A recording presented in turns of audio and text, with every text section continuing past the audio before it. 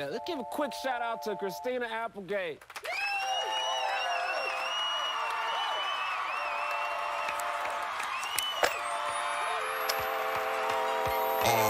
Yeah, bottles on me, long as someone drink it. Never drop the ball, fuck it, y'all thinking. Making sure the young money ship is never sinking. About to set it off in this bitch, Jada Pinkett. I shouldn't have drove, tell me how I'm getting home. You too fine to be laying down in bed alone. I can teach you how to speak my language, Rosetta Stone. I swear this life is like the sweetest thing I've ever known. About to go thriller Mike Jackson on these niggas. All I need is a fucking red jacket with some zippers. Super good Smith-O, a package of the swishers. Did it overnight, it couldn't happen any quicker. Y'all know them, well fucking me either. The point the biggest skeptic, gotta make them a believer. It wouldn't be the first time I done it, throwing hundreds where I should be throwing ones. Bitch, I run it. Yeah, I swear I got this shit that make these bitches go insane. So they tell me that they love me, I know better than that. It's just game, it's just what comes with the fame. And I'm ready for that, I'm just saying, but I really can't complain. Everything is kosher, 2 thumbs up, Eva and Roper. I really can't see the end getting any closer, but I'll probably still be the man when everything is over. So I'm riding through the city with my high beams on. Can you see me? Can you see me? Get your eyes in on. Y'all just do not fit the picture, turn your widescreen on. If you think it, I'ma quit before I die, dream on. Man, they treat me like a legend, am I really this cold? I'm really too young to be feeling this old. It's about time you admit it, who you kidding? Man, nobody's ever done it like I did it. Young Money.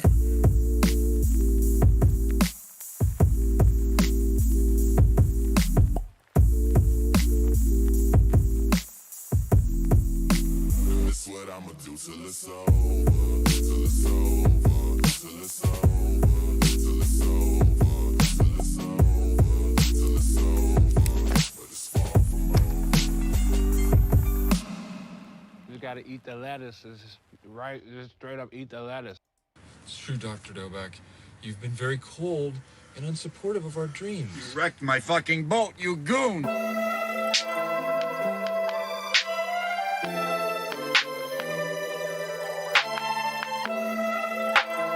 Rec league, I ain't paying a ball. Y'all be string like a broke guitar, and it still put it down like a family dog. Yeah, I murder some, murder one, clean it off. Ferguson, we ain't gotta sing the same old love song. Cut a white girl with the same black gloves on. Yeah, what you saying to it? Old money look me, old money don't do it. Make a turn around and they laying like a UN. I'm only looking back if I'm looking at a booty. What's the rationale? They want to smoke niggas when they black them out, so we acted out. Blue dream by the bouquet till I'm blue face on Tuesday. Can I have some? Hashtag be like, put a plus 18 on the E-right. And I said what I felt, no rewrite. Nah, they can't hold me. Dreams lie, drop some, not double dare you, I mock some. As I scorch windows, I burn artists. Gut niggas so Kurt Bonner. L-Bonner, got a crush on. I gotta wait in line for that. Ain't nobody got time for that.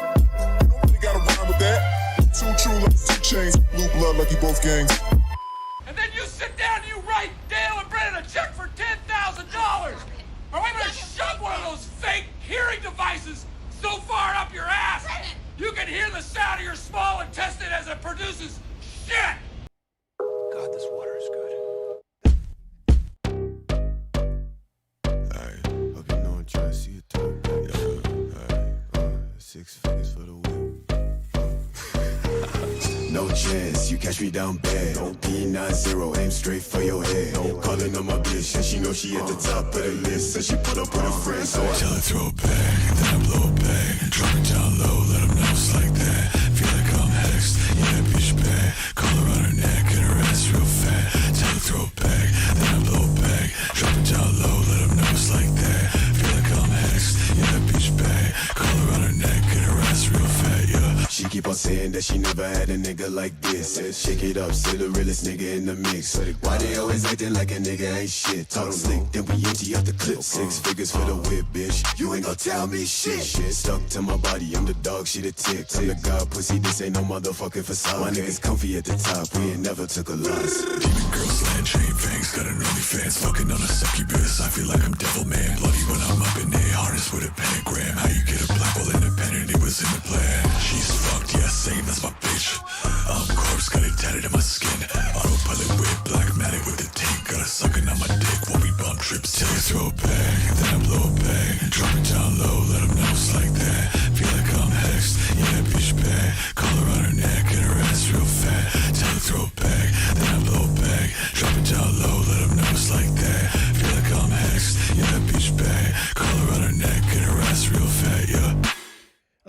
everybody? How you doing today? Holy shit, it is Saturday at fucking January 7th. God damn it, I hate remembering shit.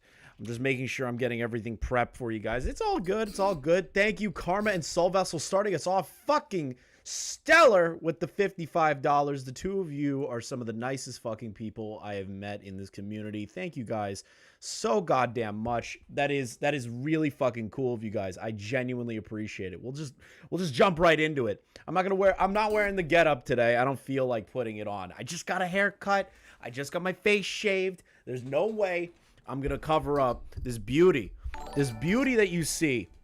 That is my hair now. It's just not gonna happen. Thank you for the subscription as well, Rocky. I'm doing good, my guy. I'm doing good, my guy. I appreciate that. What the fuck? There it is. Karma with another 10. Holy shit! You're fucking awesome. Let's see here. Going up against each other. The first is Coffeezilla. Now, Coffeezilla is known as a detective on the internet when it comes to crypto scams. He's known as a scam channel. He's been very good at reporting on situations involving crypto scams, rug pulls, everything along those lines, right?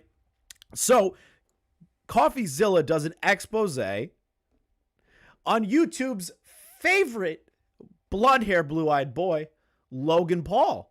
Now, if you don't know who Logan Paul is, God damn! QTV stolen valor with $100. Chris, my dude, good to see you doing well. Haven't been able to catch you live recently, but was dope hanging out with you during the Keem stream.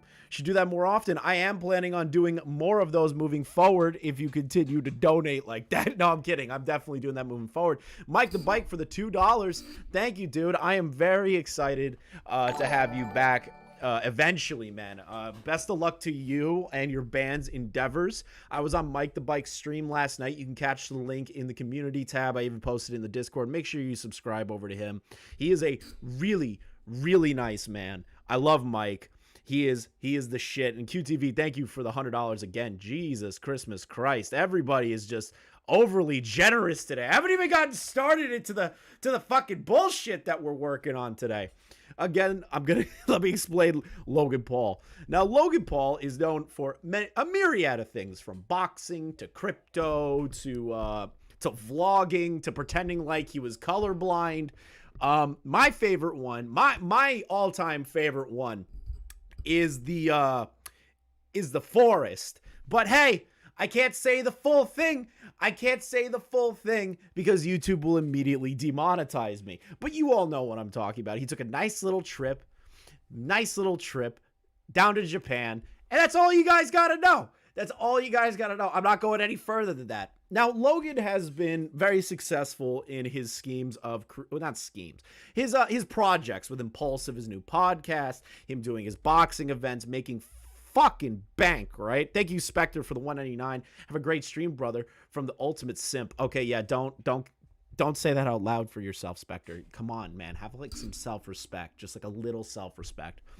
So, Logan got himself into a little bit of a snafu. He got put on Coffeezilla's radar. Now, Coffeezilla dropped this video about 3 weeks ago investigating Logan Paul's biggest scam. Now, this is in regard to a project he was called Crypto Zoo. Now, it's apparently a blockchain game. The words that just came out of my mouth is completely psycho. How could you play a game on the blockchain and with NFTs? That to me will never make sense. But hey, I guess I'm just too fucking stupid to know the difference. But Coffeezilla does an expose on Logan Paul, and it gets pretty spicy just in the first one. Like, really spicy. Jesus Christ, Hannah Animal with the $50 was feeling left out from these donations. Thank you for your Welsh currency. So, Logan gets put on Coffeezilla's radar, and Coffeezilla does a pretty well-documented expose over 3 videos. Now, I know, we're gonna go through the majority of them, so you guys can get the full context of the situation, because I feel like everyone's been doing video after video after video instead of going through one whole situation where you follow the timeline from start to end. And Logan actually created a response to Coffeezilla to all this, but we'll get into that later and what's been updated as of today. I am so excited about this project. It's so fun. It's a really fun game. Can I be honest? How is this a game? Look at this PNG of a fucking dog on a butterfly. Why? What is this? Why would anyone spend money on this? What listen. I'm gonna be upfront with you. If you trust, getting big donos, Michael Alberto, my favorite cozy man, Michael Alberto. That was an amazing interview that you did. Really opened my eyes on a lot of things, Michael. And I will be referencing that eventually. Don't you worry, Michael. Thank you, though. Game that makes you money. A fun game that earns you money. How much did you guys make in CryptoZoo?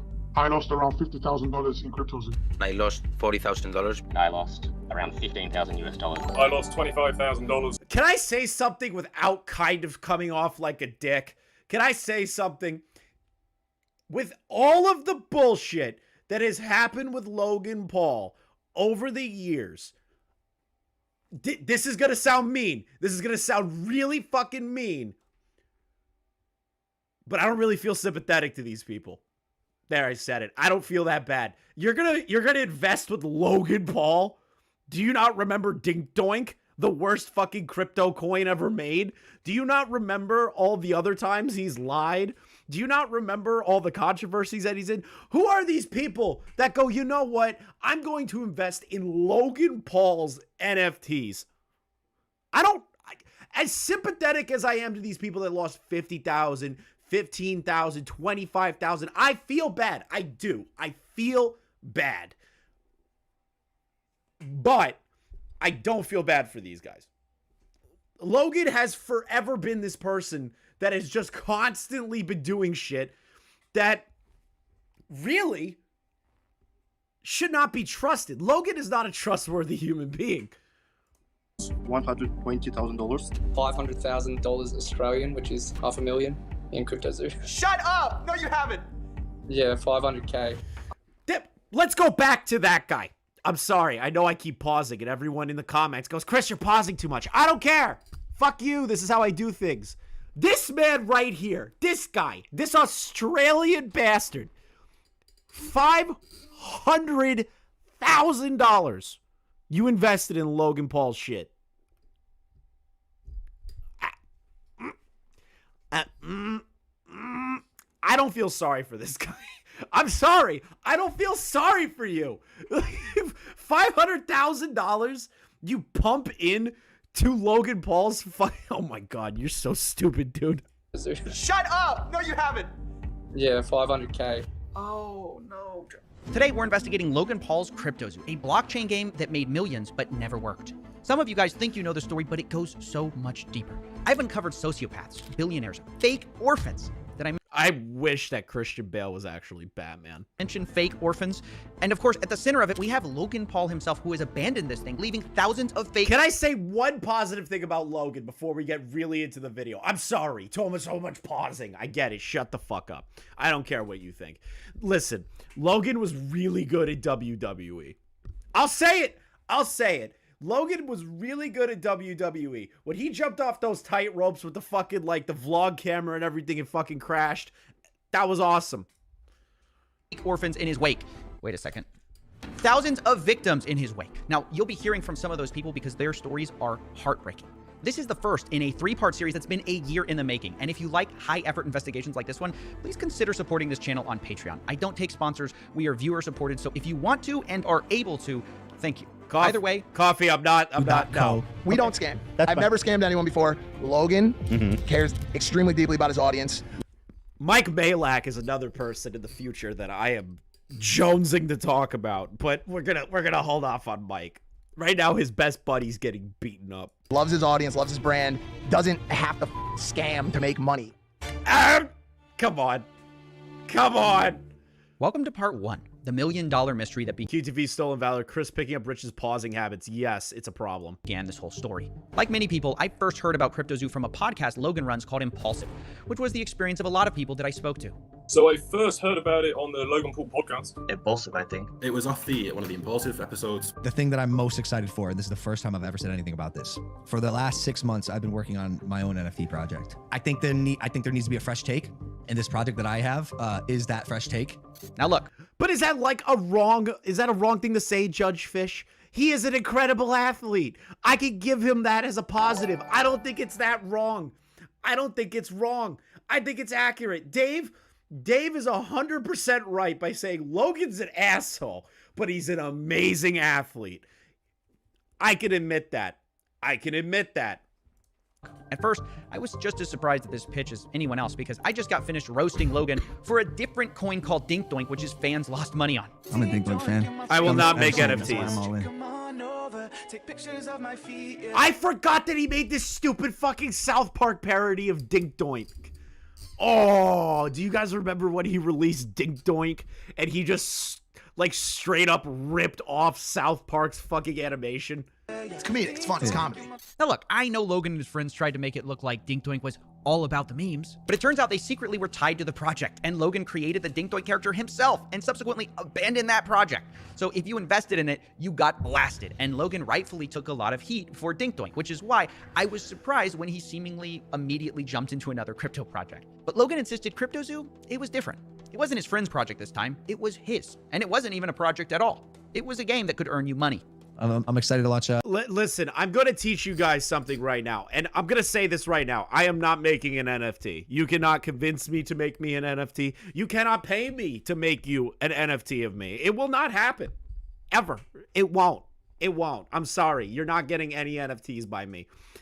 The other concept is why in the absolute fuck are you listening to Logan for financial advice? Like, this part annoys the shit out of me. Like, you know that Logan's gonna pull this one out on you. Like, what is wrong with you people? To launch my game. You keep using and you just did it again. You keep using a word there. The fact that it's a game, it annoys the shit out of me. How can you play games with an NFT?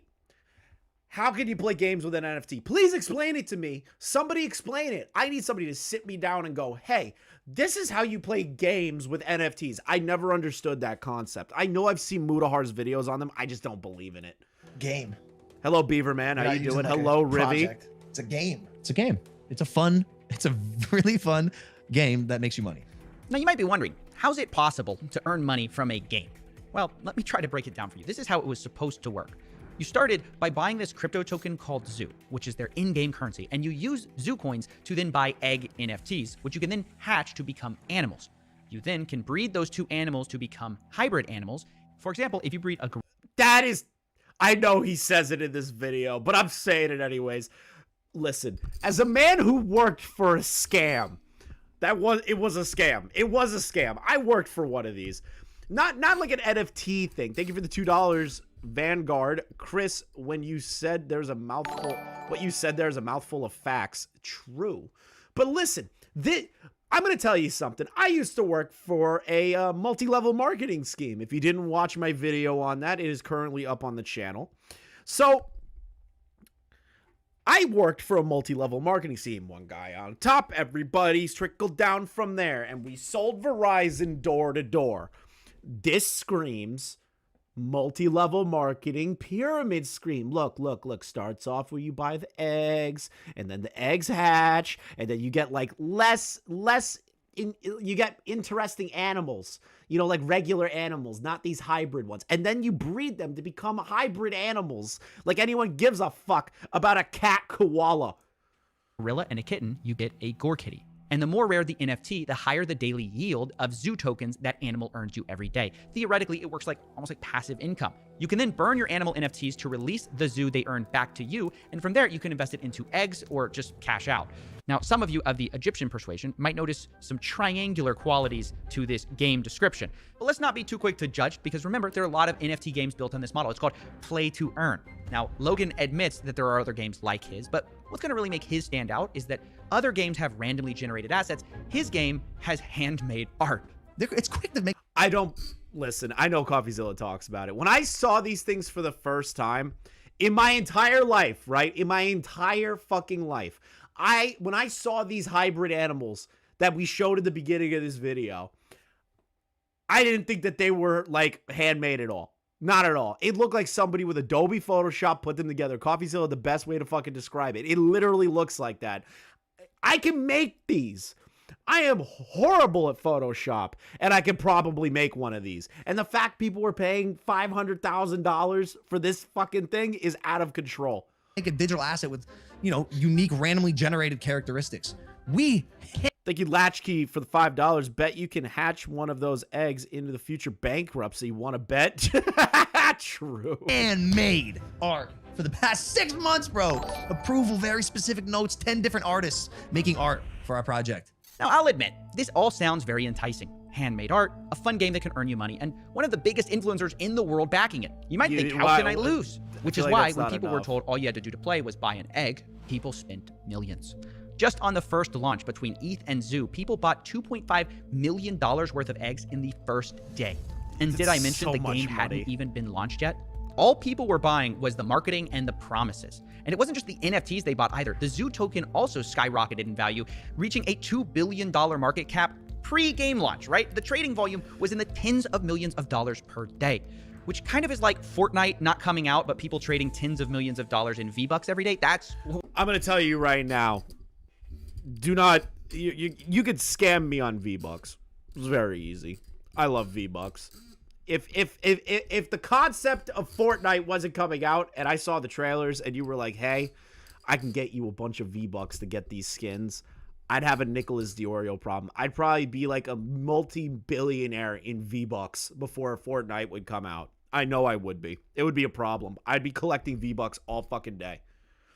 All right, Mud, what's your personal opinion? Logan wasn't apologizing because saying sorry can be used in some cases admitting wrongdoing later in court. I encountered this with a car accident. I plead no contest. That's interesting.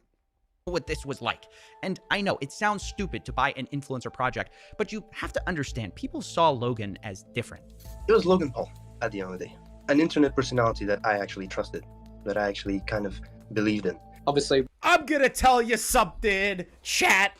I'm gonna tell you something. I'm gonna kind of blow your fucking minds right now on something. Don't trust anybody.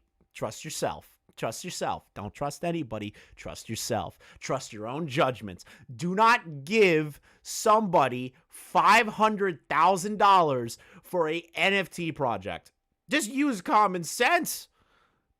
Like, if you trust somebody, okay, cool, fine, I will give you that. But listen, this is the part where I sit back and go, if I was in your shoe, if I was in this guy's shoes, and I was like, Logan Paul is not a great guy. Why would you pay the money? Why pay the money? Why would you do that? You know that the man, there are videos on top of videos not to trust Logan Paul. And you don't listen to anybody. He lied about being colorblind. He had the incident in the forest. He's had multiple other fucking things have happened in this man's career that is just a laundry list from the time that he was active, like really active outside of the podcast shit. Why would you give this man money? He's already a multi-millionaire straight off of entertainment, not crypto, not NFTs. He's not a multi-millionaire off of that. He's a multi-millionaire from the Disney Channel and making vlog content. That does not translate to I can run a business based on an NFT. When someone so influential releases something, everyone wants to be a part of it. I still believe in this false fallacy that everyone else started believing, that Logan Paul's a changed man. I thought it was a safe place having a guy like that identified. I still laugh at the colorblind thing. It's my favorite fucking thing about Logan Paul. I don't give a shit about the forest. Forget the forest. Let's move that aside. That's in its like own category, right? I love when Logan Paul pretended to be colorblind. It was my favorite fucking video of his ever. There are so many videos of him being like, oh, I know the color of that. Oh, that, I'm a strawberry. It's like him with the fucking, with the changing lights and shit where it proves he knows how to see. And then a few weeks later, he puts out a video pretending that he's colorblind and wears color glasses for the first time. What? That shit is so funny to me. like Logan Paul being the head of the project. They had seen this story he had been telling everyone that he was this reformed influencer, right? That he was no longer a reckless clout goblin just in it for the money. They thought this time it's different. Logan Paul couldn't possibly scam us, right? But as the game got closer to release, the crypto... Hold up! What the fuck was that animal? I hate that. I hate that. I hate that. Hold on. What was that? No, no, no. I need to see that shark. Just in it for the money. I need to see the shark. They thought this time it's different. Logan Paul couldn't possibly scam us, right? I need to see But as the the game shark. got closer to release... What the fuck is this? What is this? It's a shark with fucking penguin arms. Listen, I'm going to tell you right now. If any idiots in my chat tell me that they invested in this stupid fucking idea, you will be shunned.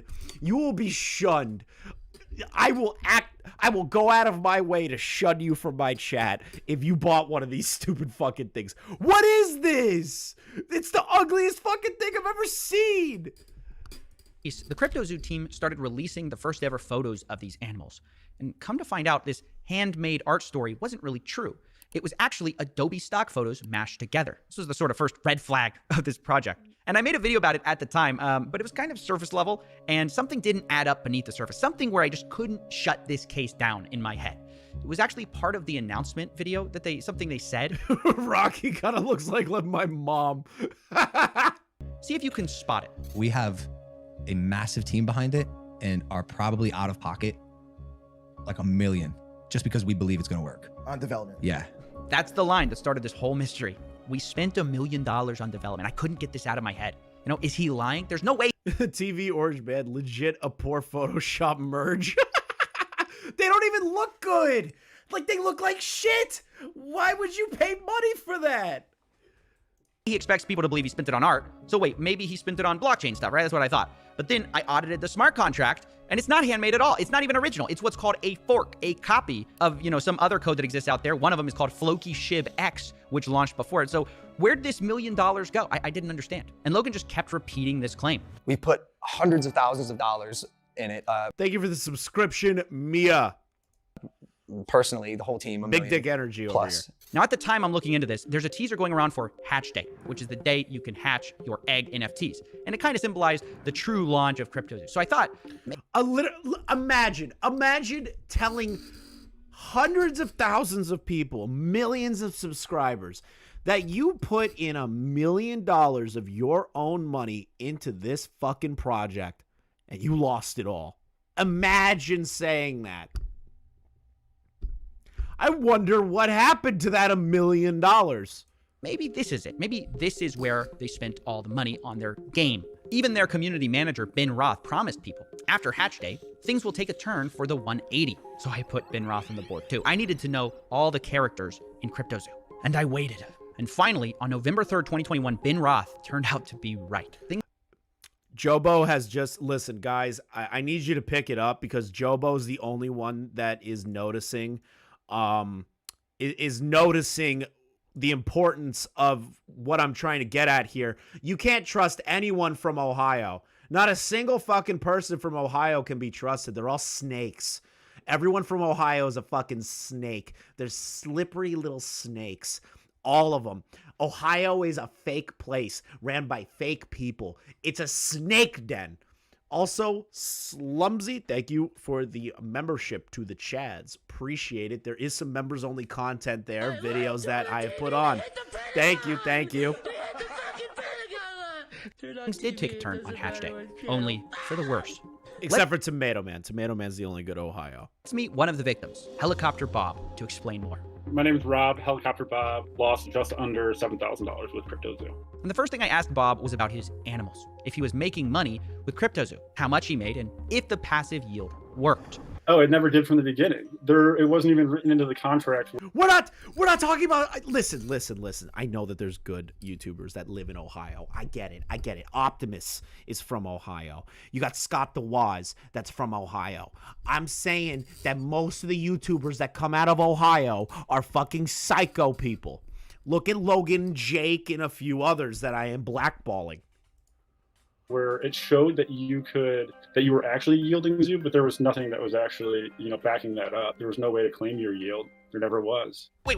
Play that again. Did you hear that? There was no way to claim your yield. There never was. Hold on. The core mechanic of CryptoZoo, that you can make money with these stupid animals, didn't even work on launch day, and still, to this day, a year later, still does not work, is what the investors are saying. Which, this is just crazy. People spent millions of dollars on these eggs. But it even gets worse because I kept talking to people and I discovered something. Because remember I told you, Rocky, you better move out of Ohio. You better move out of Ohio, bro. You could buy eggs with those zoo coins. Well, apparently they also made it so you could buy them with Ethereum. And on the day of selling, about half of these purchases took place with Ethereum. Only it turns out for the people who spent ETH, not only did the yield part of it not work, did the NFTs not pay you, you also couldn't even hatch them. So I acquired a bunch of eggs, and I actually want to play the game. I didn't acquire the eggs with the intent of keeping them. I actually wanted to hatch them and see what I got out of them and play in this ecosystem that's been advertised. He's got a deer. Guys, all the money that you have invested in this, and you get a deer. You get a deer. You can go outside and see one of those stupid fucks up here. You can I live in the city, and I can see fucking deer running into the city of Buffalo. They'll just randomly roam around. Why do I have to pay money to see a deer that comes out of an egg? I don't really see the need for that. Or whatever, right? And then I can't do anything. It's not showing up on the website when I connect my wallet, etc., etc. So I'm a little baffled. I'm like, I must be doing something wrong. So I open up a support ticket. CryptoZoo, and Ben Roth is actually the person answering my support ticket. Oh yeah, no, it's down. It's an elk. Fuck, I'm stupid. I don't know animals. For the moment, but we're working on it. Let me tell you, it's never been up. Wait, you can't even hatch? No, I'm telling you, it's just a picture. There's nothing I can do with it. You're kidding? You can't hatch? There's nothing I can do with it. You could ask any of those community guys. It's basically worth nothing whatsoever. Wow. So on launch day, basically nothing worked, and a year later, that's still true. Now, after this was discovered, the price of Zoo fell 63% in just 24 hours. This shit is poor man's Digimon, true. And at this point, Logan Paul basically goes silent on CryptoZoo. No more podcast mentions, no more saying he handmade art. CryptoZoo already got millions in investments, but Logan only speaks in the Discord twice over the next year. Okay, first off, Logan, you're making a terrible mistake. You're making a mistake that every creator makes. You made a Discord.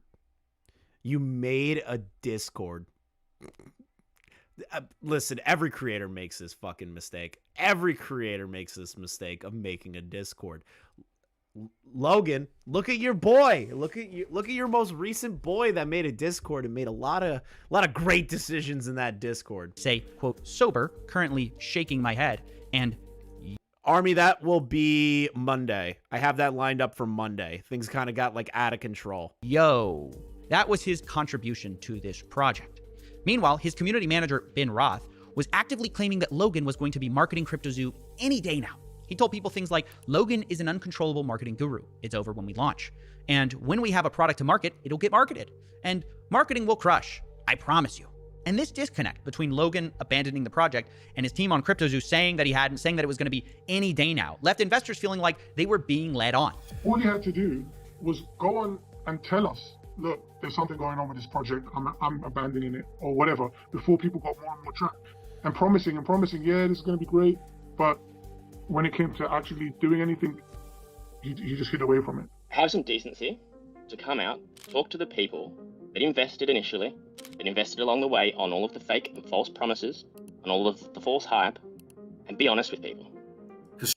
Surely, Logan Paul, who's got this this fucking Discord must hate him. hydration company and WWE star, is got enough. Can I be honest? I've tried. I want to try Prime. I want to try it. I don't know why. I have like this insatiable need to try it. Where's the Kristen Art Discord server? I do have one. It's very well. What's the word I'm looking for? It's very heavily moderated. Because of previous things involving Quantum's old mods, and then I've just seen Discords be like completely fucked. So we do have one. It's a very, very wholesome community of people. Of money, it doesn't need to rug us lot. And it's because of these false promises about marketing that these poor investors believed in CryptoZoo so long. They sat and watched every Logan Paul episode trying to guess and decipher when this so-called marketing push would happen. And Logan and his team really fed into this with a lot of cryptic messages. Only a month after CryptoZoo's launch, actually, the hatch day, they started teasing this. Not too much of this is out, but he's been working on a massive project. And one of them will be the biggest thing I ever do. It's like my life. And Assassin, they are selling it here in the UK too. My brother says it's mid. Are you serious? Is it that shitty? And people are like trying to collect it? Soul is put into this project, which is where most of my time these days goes. Wow, surely this secret project that Logan put Prime is basically Gatorade, but worse. Yeah, I can see that. his soul into is CryptoZoo, right? You know, the project he launched a month ago? Well, his fans certainly thought so. I'm like, holy cow, it makes so much sense. He's talking about CryptoZoo.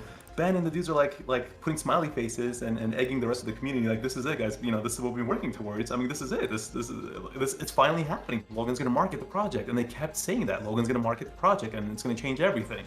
So now imagine their surprise when another clip surfaces of Logan finally admitting this secret project isn't CryptoZoo at all. It's something else entirely. I'll tell you about this project when we get closer to launch. This project line is going to be... Is that the thing with the egg? Like the zoo? No. Okay, this one's This one's going to be, yeah. This will be crazy we've ever done. Oh man, can you imagine if you're one of these investors and Logan Paul's going pitching this new secret project and you're thinking it's CryptoZoo and someone's like, oh, is it that thing with the eggs? And he's like, no, definitely not. That was the last project. This is the real project that I'm working on. Thankfully. That is, to me, that just is funny. Because if you think about it, Logan is trying to get people to invest in the CryptoZoo. It fails miserably. He's like trying to hide up all that. He's trying to push it under the rug. He's like, you know what? Ignore that last project. We have a totally different project now. First, we had Dink Doink. I don't remember Dink Doink, guys. Guys, it will really hurt Logan's feelings if you remember Dink Doink. If you remember that, you're hurting Logan's feelings. And I feel like we have to protect Logan at the end of the day, because he's such a national treasure. He's never done anything wrong in his entire life. And then when Dink Doink goes away and CryptoZoo happens, he's like, yeah, remember CryptoZoo? Yeah, that shit was awesome. And then he has another project. He goes, forget about Zoo. Forget about Zoo. Forget about that.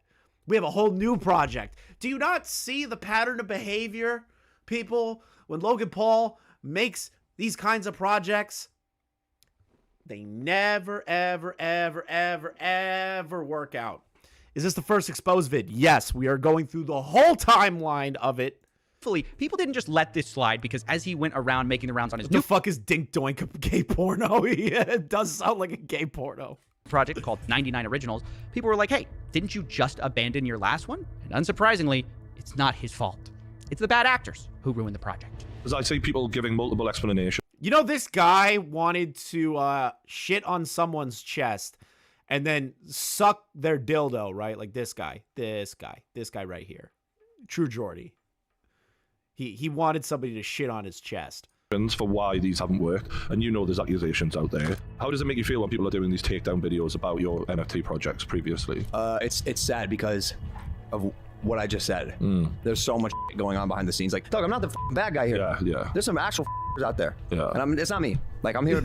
Mall breaking news: Logan Paul's lawyer and childhood friend, Ace Attorney, blackballed name. That's why Logan has been making piss poor decisions. True.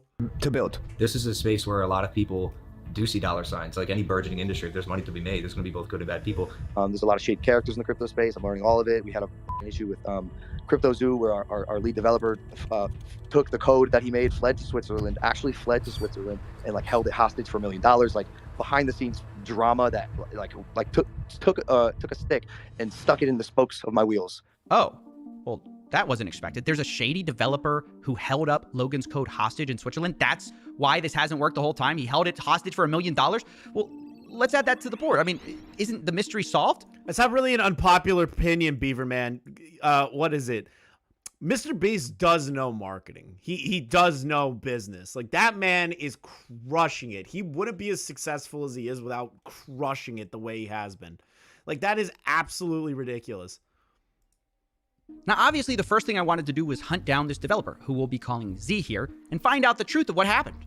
Why did he steal Logan's code for $1 million? However, I finally got a hold of him, and when I did, he admitted he took the code hostage, but he says the reason for it was nothing like what Logan had said. He literally never gave me anything at all, ever. I never paid. And we got to a point when I was working on it where I just realized they were just going to try to steal all of my work and not me. So I took all of the source code private.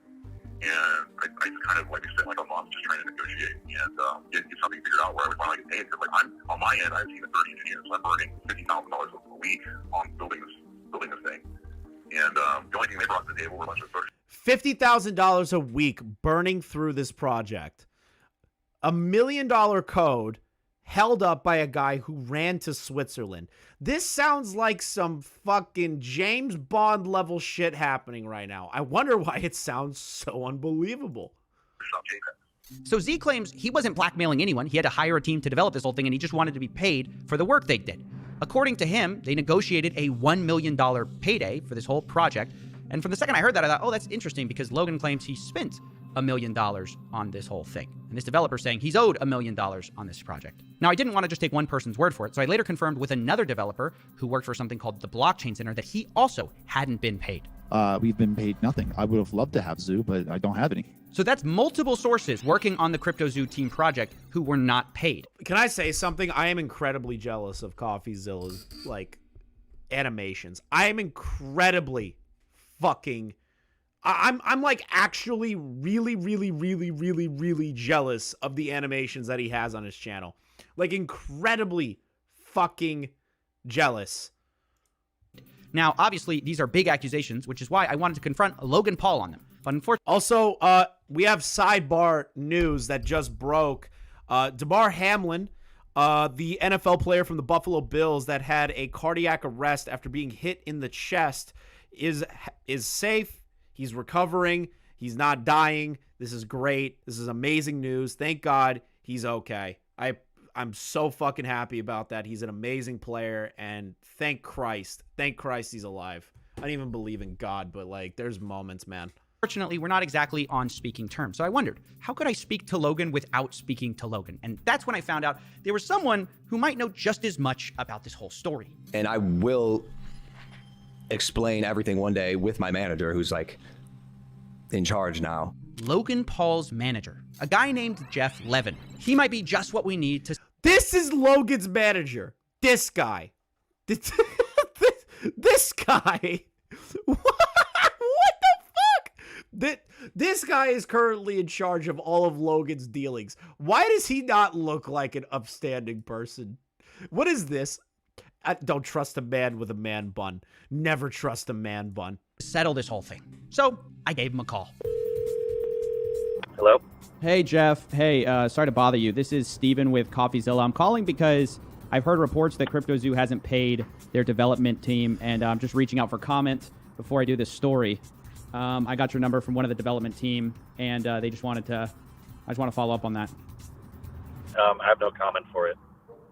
Okay, are you guys denying it, or are you saying it's not true? There's no comment. I don't think that the information is true. Okay, because they're saying $1 million hasn't been paid in development for CryptoZoo, and Logan Paul said publicly that it has been paid. We're going through everything, Antonio. We're going through the whole fucking timeline. I have catching up to do. So, I mean, it's a pretty serious accusation, and obviously, I don't want to just run a story. If you guys have a whole side to your story here, Your job as someone that is reporting news is to actually verify correct news. Right, that's why I'm calling you. I know, and that's legal grounds for that stuff. So, his manager doesn't sound like a very smart man. I'll be honest. I'm just telling you, legally, you have to report correct news with verifiable information. Right, that's why I'm calling you. They've given me a lot of things, a lot of evidence. Okay, well, okay, you can have the evidence you want, but I'm just letting you know, if you report anything on us, I appreciate your business, I appreciate you as a person, and I'm just... Why are you hold on. I appreciate your business, and I appreciate what? The fuck are you literally smoking right now? All right. I'm getting a DM. Send me a photo. I'm going to show that. Give me 1 second. So, Orange Person just sent me a DM, and I love this photo.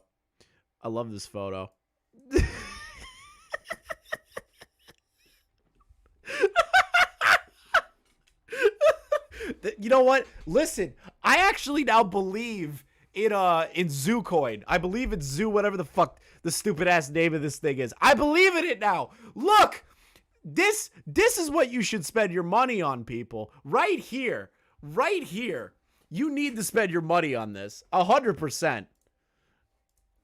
Just telling you, from a legal standpoint, as we've been advised always, is if anybody reports fake news, that's where we won't, Yeah, this call was a mess. Jeff, Logan's manager. $5 from Vanguard. Oh, by the way, I'm sure you heard, but QTV's recent vid lands him in hot water with YouTube, like limited ads. About time he got a taste of his own medicine. Yeah, I did hear that he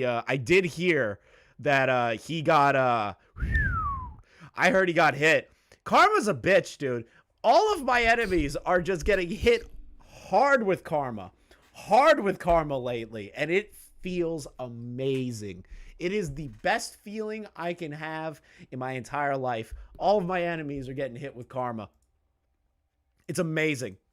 Seems to be implying that I'm not allowed to repeat allegations his own development team made, even though Logan can go on podcasts and publicly accuse those developers of stealing his code. Not only that, he's the one who refuses to provide any evidence, but seems to sort of be implying that maybe we'll sue you if you tell this to anyone, which he then denies doing when I ask him if that's what he's doing. Told you I have no comment to it.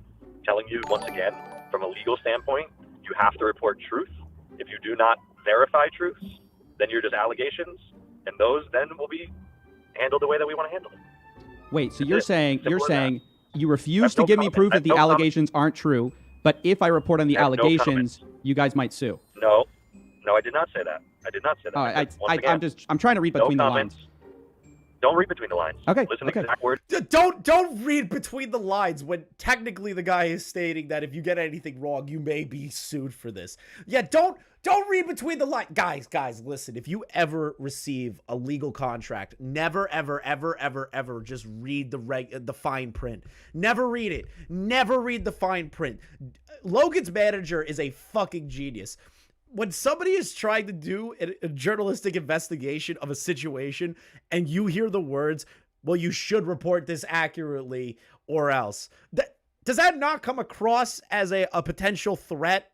Does that not come across that way? I feel like I'm going crazy thinking that. Words that I'm saying. Okay. Listen to the exact words I'm saying. I'm listening. I have no comment on the situation. Okay. Your job legally is to report facts. If you don't report facts on the information you're given, it is illegal. Yes, that was a real... That sounds like a threat. Conversation with a real person. Now, I'm no lawyer, but I don't think it's a crime to say that multiple developers say they haven't been paid, and Logan's team refuses to provide any evidence or statements or wire transfers that they have.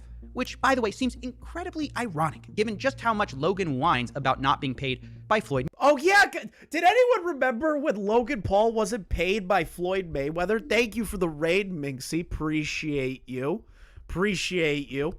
Does anyone... Let's play a memory game. Remember when Logan Paul boxed Floyd Mayweather? Can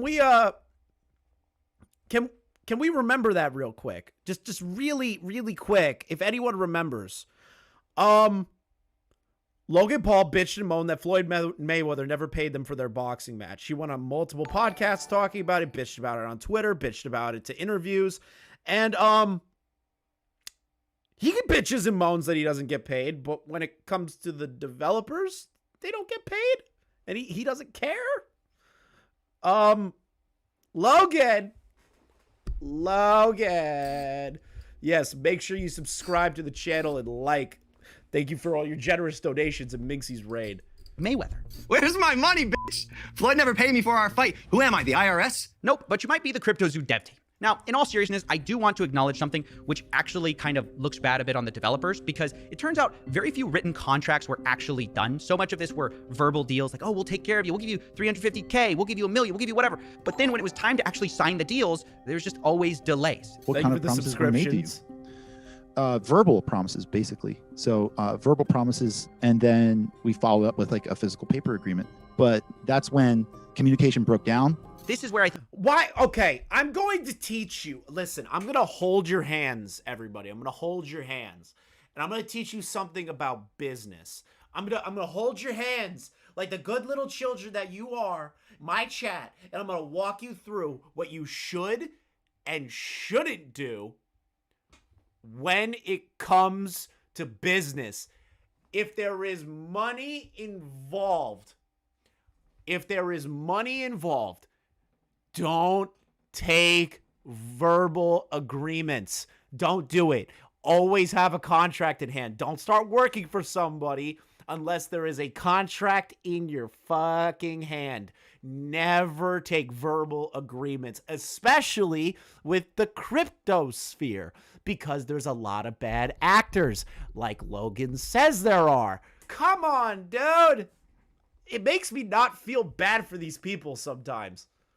I think the dev guys screwed up and led to this whole situation of like, okay, we're just going to take the code private until you pay us for our work. And to be clear, I'm not justifying not paying someone for what they did. I'm just playing devil's advocate and saying this could have all been avoided by just getting every detail in writing. And I think it's just a good general lesson. But if you're thinking that that's the $1 million mystery solved, well, no, because this still doesn't make sense. Why not just pay the dev team what you publicly said you kind of already paid them? Thank you for the subscription, Canadian Poke Freak. I love the name. That's actually Why funny. not pay for a game that now isn't launched and now investors are so angry about? Why not pay when you already made millions from Thank you, making the Stefan, eggs for on the this subscription. game? Well, this is Dylan, thank you for the one where gifted things membership. get even stranger. Fucking because based. right when I was ready to pin everything on Logan, and believe me, he is at fault, I was speaking to the Z developer, and I heard a name that I hadn't heard before. I basically came in with Eddie, and Eddie promised me 5% of the tokens and $1 million. He literally never paid me. Wait a second. Who's Eddie? I thought that all of this was Logan Paul. I only put it together when the Blockchain Center guys also said a similar thing about their deal. They said they were promised $350K, and it was Ibanez. They say they had no communications with Logan. But pay you, small PP, eventually. If we get to a point that we're making good, like really good money, I will consider paying my top mods directly. Maybe I'll do the Ludwig thing and reinvest. Maybe one day. But we have to get to that point. we know they weren't talking about different people. They both dealt with the same guy. So the guy's name, I put it together, must be Eddie Ibanez. Turns out he was managing the developers. What's this random guy doing in Logan Paul's project? And who is he? Who is Eddie Ibanez? Who is Eddie? Yes, hi, I'm Mike. Who is Eddie, guys? I wonder who Eddie is. Eddie sounds like a very, very dangerous man. There's something wrong about Eddie. Eddie just seems to be some kind of a big old mastermind in this crypto zoo space. Thank you, Julian, for the $10. The man with more holes in his head than Swiss cheese, Logan. True. Wait, was it Jake or Logan? No, it was Logan who had holes in his fucking head because he did like a bunch of stupid shit. I remember that video. Holy fuck. It's been a long goddamn time. It's been a long goddamn time. I forgot about that. For the last... That's a good fucking point. Who is he? Who is Eddie Ibanez? Who are you, Eddie? Who are you? Where is she? Rachel, Big Eddie, where are you? To begin answering the question of who Eddie is, I decided to take a deep dive. I started by looking through all the news articles I could on Eddie, where I found out he graduated from MIT, and from there became a data scientist and cybersecurity expert, and used that technical background to win a Super Bowl for the Eagles. I appreciate your love, people. Thank you. And Bacon, again, with another gifted membership. If you wish to be a member, there is some members-only content. We will be doing members-only streams soon, and I'm very excited for those.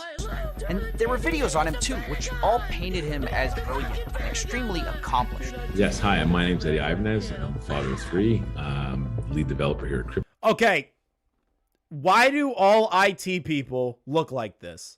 They all have the big, thick frame glasses. They have the fucking swoosh hair. They have they have like a chin beard. These people are everywhere in tech. You tell me right now that they are not plants by the government. This is bullshit. Who are you, Eddie? You look fake out of a fucking catalog. Crypto Zoo. As a teenager, he successfully hacked AOL from his bedroom. He continued to pursue computer science until attending MIT. He was then recruited out to work for a government agency in cybersecurity, developing software that reverse engineers the location of known government and terrorist threats. You started with the federal government and you started off really tracking criminals with burner phones and all. Honestly, after this whole search, I felt more confused than ever. If Eddie's such an amazing guy, why didn't he pay developers? And is he really the puppet master behind CryptoZoo? Or is it someone else? Honestly, I felt like... Oh, shit. Thank you for the membership, QTV Stolen Valor. Appreciate it. At this point, I needed a drink, and I needed to ask for help. Coffee, how's it going? I'm not gonna lie. I'm not gonna lie. His robot is my favorite part of Coffeezilla's content. The little robot, favorite part of the content. Thank you, Hella Jesus, for the follow. Not good. Oh, what happened? Goddamn Soul Vessel with the 10 gifted subs. I have to lower down the fucking... It's gonna go on forever. I'm calling it. Oh, no! No! It's gonna be so loud. It's gonna be so loud. It's gonna be so loud. Oh, it's happening. There's so many times. Oh, my God. I'm confused about this Eddie Ibanez guy. He comes out of nowhere with this CryptoZoo story, and everything about him I find seems great. So, what's the problem? Well, everything's not great. Everything about this guy just seems too perfect. He's an MIT grad, he works for the military. He even claims he won a Super Bowl. Why would that guy work for Logan Paul? I don't know, but I can find... He's got a great little mustache. Look at this robot. Thank you for the more memberships. Jesus Christ, you guys are amazing. Very generous today. Everybody's being incredibly generous. Now, you said his name is Eddie Ibanez? I think he goes by Eduardo technically, but... Wait, what are you doing? Just looking around. And done. Well, what'd you find? A few red flags, a couple of misdemeanors. Ooh, a few court cases.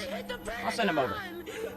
He got sued by his landlord for not paying rent, sued by his credit card company for not... Oh my God, another 5 gifted subs by QTV Stolen Valor. Holy shit. Everybody, I'm turning off the alerts. I'm turning off the alerts. Holy shit, no more. They're not turning off. Michael, they're not turning off. What's happening? Oh no, no more. Okay, I think we're good. My ears are raped. Not paying his Thank bill. you, Small PP, for another 10 gifted subs. This is an 07 moment, boys and girls. 07's in the chat.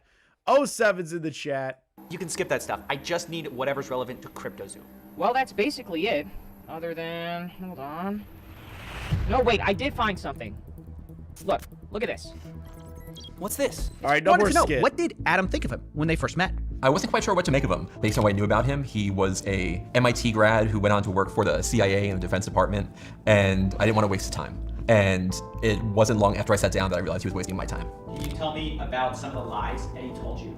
Eddie has told me so many lies over the course of my 2 interviews with him. Dude, again! Another person working in fucking tech with these thick frame glasses! I'm starting to think thick frame glasses people are not to be trusted. I don't believe in these people. And the first lie he told me is probably the oldest lie that he's told so many people, which is that he's an orphan.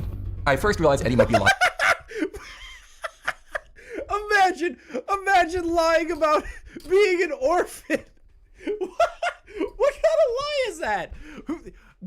Listen, if you come to me and you say, I'm an orphan, and then I find out later that you're a liar, that you said, oh, I'm not really an orphan, I would look at you in the worst fucking light possible. I'd be like, what?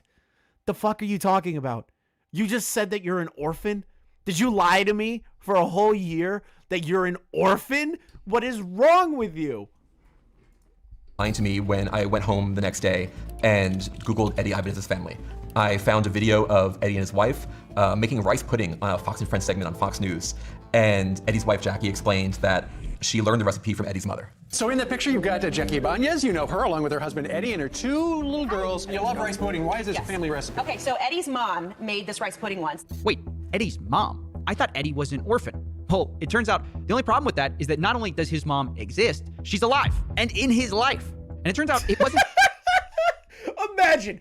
Think about it like this. Think about it. Think about this. I want you to like put yourself in the shoes of the people currently investigating this entire situation, right?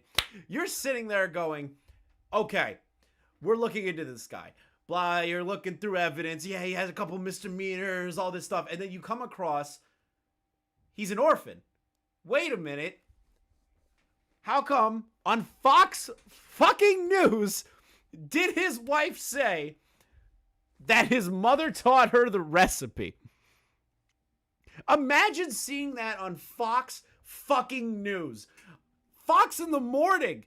The stupid fucking morning show where they have like cooking segments and stuff before Tucker Carlson goes off on a 50 fucking page rant about America. Imagine you're looking for information on a guy and he's just on Fox News in the morning. Fox and Friends in the morning. What the fuck that stupid show is called.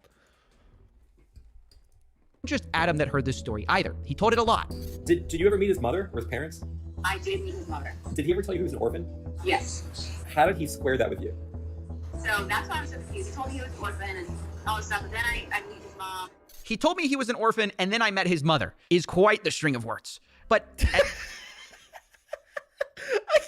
can't get over the orphan part. I can't get over the orphan part. Why lie about being an orphan? I can't get past that part. What do you gain out of that? What do you gain out of lying about being an orphan? Explain that to me. as insane as these lies are, let's be real, it doesn't explain why CryptoZoo failed. But the next lies kind of do, because part of Eddie's story is also that he went to MIT, where he was recruited to the CIA.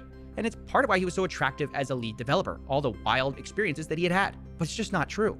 I emailed the MIT registrar's office and I asked if Eddie Ibanez attended the school, and they confirmed in absolute terms that he never attended MIT. He didn't even go to MIT. I love this. Lies about being an orphan. Lies about going to MIT.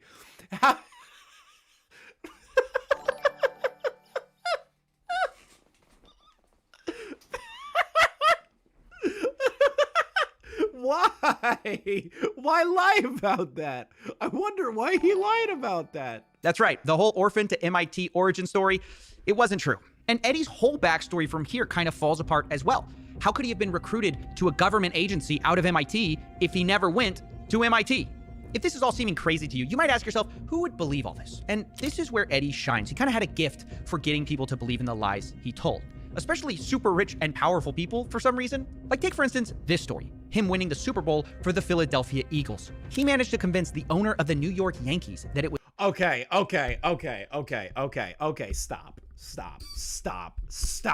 stop. You convinced the owner of the New York Yankees that you won the Super Bowl for the Philadelphia Eagles. How does the owner of the Yankees not follow any other football, any other sort of sports? What? How do you convince a man that owns an athletic team that you won the fucking Super Bowl for the fucking Philadelphia Eagles? I hate this. You can convince old white people of anything. Oh my God. You can tell them the sky is fucking you can tell them the sky is red if it'll make them $1 billion. Was true. Barry Klarberg, who completely bought into it without question and told the same story later in a college seminar. Let's jump right into the work that you did for the Philadelphia Eagles, which led to a Super Bowl championship, led to you getting a Super Bowl ring. Yep. Tell us exactly what your job was to do for them and how it worked out. No, sure thing. So first off, they said like, we don't know where to put you, but and then the sports science guy was the one guy. He's like, hey, I got some data. I'm interested. So we took in his data. This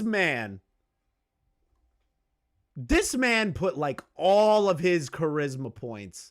He put all of his character development points in just straight charisma. Should have put it in eyesight with those fucking glasses.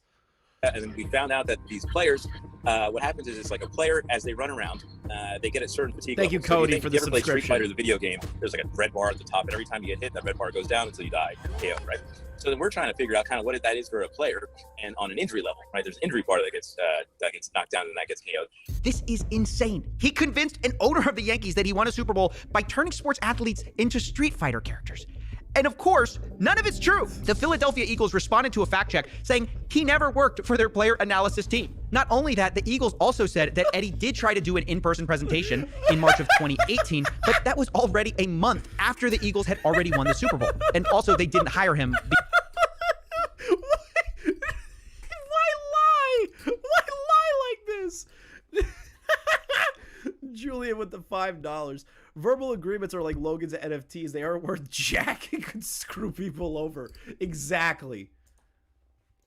Because of course not. Meaning there's no way this story is true. And yet he's convinced people at the highest levels of sports that it is. And this is where we get back to CryptoZoo, of course, because it's how he got involved with that project. Remember Jeff Levin, Logan's manager, who we spoke to last time? Well, he also spoke to Adam Robb. And when he told him the reasons he liked Eddie, they sounded very familiar. And did he tell you, I guess, kind of like about like working with the NFL and that kind of stuff and the whole, like his time in the CIA and all that? He did. And it was interesting. It was like, this is wild, you know, like, that's pretty cool. But he's, once again, he's humble and he's not like ever bragging or anything like that. Wait, but he is bragging. He literally made it all up. The CIA, NFL stories aren't true. How could that not be bragging? But that's the impression Eddie gave off. But that's not all, because Eddie didn't just use made-up stories to get in with the CryptoZoo team. He also used his other connections, his real millionaire and billionaire friends that he's managed to gain with all these fake stories, and some of them vouched for him. People like Chris Birch and Todd Morley. And what was the thing that kind of like sold you on Eddie? Was it the fact that like Chris and Todd and people like that kind of like have backed him in the past and like? I just think he's a down-to-earth, cool, humble guy. Okay. Who's been super. The words really cool, humble guy doesn't necessarily mean that he's telling the truth. I don't understand the position that plays in when you're hiring somebody. He's just a really cool, humble guy. And yeah, he was successful a bunch of times. How didn't they look into this guy? How didn't they look into this guy originally before bringing him onto the project? That's so stupid. Successful. They're trying to do with an agenda, and he's just kind of like, hey, look, I'm super smart in what I know, and I have amazing relationships through business that I've done. It's incredible. I mean, how does this guy keep getting away with it? Honestly, it's baffling. But I've got to say, up till now, everyone's been fooled sort of fair and square on the same grounds. But I found out CryptoZoo did have an advantage that could have saved them all this trouble the whole time. So a month before the launch of CryptoZoo, I got on the phone with Jeff Levin, Logan Paul's manager. And after he there's the man bun again. spoke fondly of Eddie and his work, I confronted him about some of Eddie's lies, including how he didn't work for the NFL. Jeff told me he doesn't know much about the NFL, but he knows about the business world.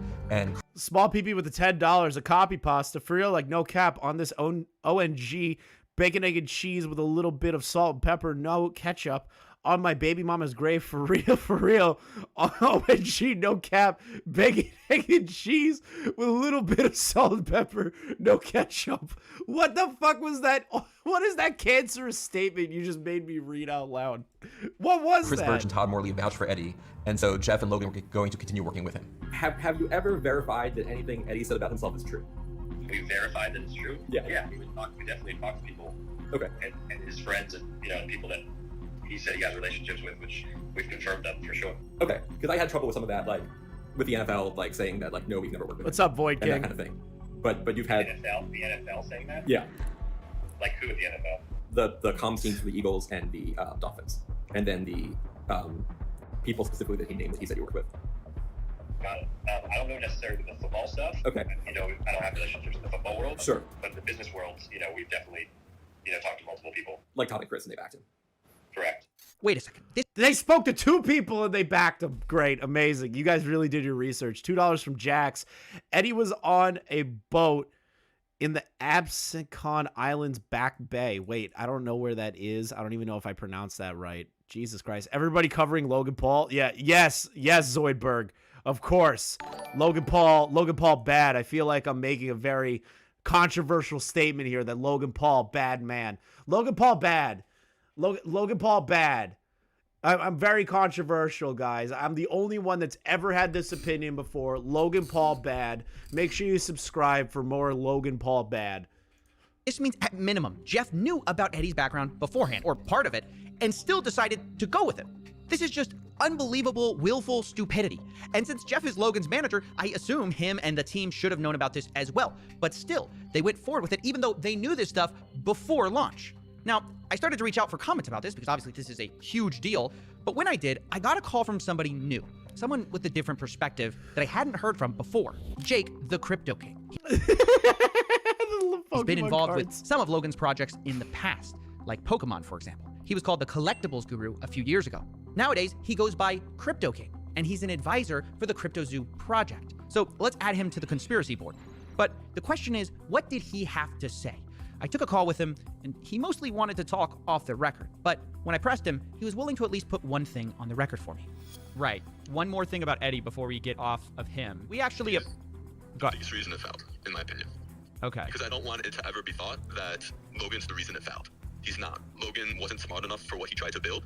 And then when it was built and was failing, didn't have the ability to correct it and to save face and reputation. It was more convenient to pull out than to be a... Thank you for the subscription, Nick. What, this dude, I get it. Maybe Logan didn't, like, do it specifically. But Logan's response video shows a lot of things that Jake the Crypto King is kind of speaking out of his ass on.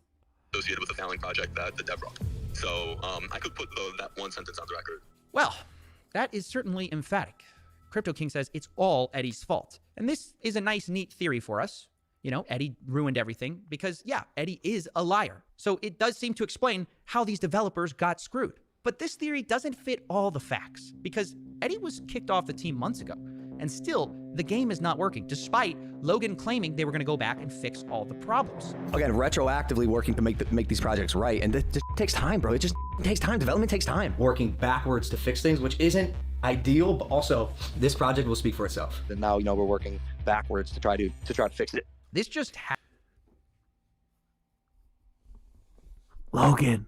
I have something to say to you, like specifically you. Maybe when you're working on the project, don't release it until it's done. Like maybe not release it before it's done. Maybe wait. Maybe make sure that the code is good and the eggs can hatch and all the drama behind the scenes is done before you like launch the product and make the money off of it. Maybe I'm crazy. Maybe I'm just fucking out of my mind and I'm completely off base with that one. But maybe you could have waited. If you really cared about this project, you could have waited. You could have waited. I don't know who in Logan's team told him to rush this out as soon as possible, even before it was done, to collect as much of a bag as possible. But like, dude, you could have waited. You could have waited. Hasn't happened. Even a year from launch, the game just doesn't exist. What's worse is the newest dev team who came on after Eddie just quit. And one of the reasons was they hadn't been paid for over a month. I know this because Logan's team is leakier than the Titanic and someone told me that, but we also have blockchain evidence. This is Jeff paying Block Ops, the company they hired out on July 19th. They were supposed to redo all this work. It's confirmed by their leader, Skip, talking about a first monthly payment on that day. But after that, there's nothing until they quit on September 26th in a post called Our Departure from CryptoZoo. Now, I do have to say, it does look like they were eventually paid, but only a day after they quit. And this is just the same problem as before, slightly different. Nobody can pay these devs on time, and investors end up getting nothing. And so I can't buy into the idea that Eddie's at fault for everything, because when Eddie was gone... Chris, if he waited, how would he be able to scam people? That's a good point. How would he? How would he be able to get the money? Come on. How would he be able to get the money? How? If he waited, he couldn't make millions of more dollars than he's already has. You know, God forbid Logan Paul doesn't make an extra $1 million somewhere. They had a lot of the same problems. Now, it was only at the point that this dev team quit, Block Ops, that things really took a turn. Because if the Titanic was leaking before, now it was sinking, and everyone basically gave up hope. You know, from every direction, I started getting messages from all the investors who felt betrayed, who up to this point were holding on to hope. Now they felt defeated. They felt tricked by the CryptoZoo team who had fed them promise after promise, and they were sick of it. He was never in chat or anything, never apologized for it. Small PP with another generous donation of $2. Like, no cap for real, on God. Logan fucked up for real, no cap. This chat is cancer! Y'all are cancer, bro! Just anything. Things didn't work out. We all get that. But to continuously lie, lead people on, hype people up, to put more money in, all the while in the background, things are going down, things are hitting the fan, and you've left us holding the bag. I know it was my decision, and I did my research, but I believe nobody. Okay, has to hold lose- on. I actually feel sympathetic for this man. I take back all I said in the beginning. I can feel sympathy for one man, a fellow Pokemon player, right here. Bulbasaur, Charmander, the Ash Ketchum hat. He's got a collectible Charmander right there. I can feel sorry for this man and this man alone. Money in this way. And that's when a whistleblower stepped forward and decided enough was enough. They decided to leak me messages, team messages, from the CryptoZoo team, from all the way back in the beginning when they thought of this idea, all the way up to launch. And seeing that, it changed everything. Because all of a sudden, I got a lot of new information. Remember how Jake, the Crypto King, said Eddie was the only problem? Well, a year ago, he was saying something very different. On the day of launch, he said this to the group. Logan, you stole 40 million in tokens from me. Whoa, that is a listen. If I ever get a text message in the future that I stole $40 million for somebody, I would be pissing myself. If I got a text message from like that, I'd be pissing myself. $5 from Small PP again. My own smaggle daggle. Not gonna lie, that's straight facts, my guy. No cap, on God, for real. PP spitting. Shut the fuck up. Thank you You are a for your scam money. artist. You are a liar, and you betrayed your own community. You aren't that guy. Logan replies, oh, Jake, trust me, bro. I am that guy. All right, so like apparently the crypto god person accuses Logan of stealing $40 million worth of coins, which is ridiculous. That's a fuck ton of money. That's like a stupid amount of money. Oh my god. 40 mil. 40 mil is allegedly Logan Paul has taken from this other guy who is apparently also a douchebag. So douchebag stealing douchebag's money. I don't really feel sympathetic. Let's see here. Last video by Coffeezilla. For the last 6 months, Hold on. The last video by Coffeezilla before Logan Paul responds. Ooh, we got a good one. This is the last video. Thank you for the $5, Small PP, you big sex. Let's change it over. If Logan Paul cost me 40 mil, I would nonstop be publicly smearing his name. Yeah, see, you got to be careful with that. You can't just start screaming that from the hilltops. You know what I mean? Just in case. Let's see here. We're gonna boop. Chris Narc. Chris, he's an alleged scammer too. Damn. Dude, what is up with these horrible photos of Jeff?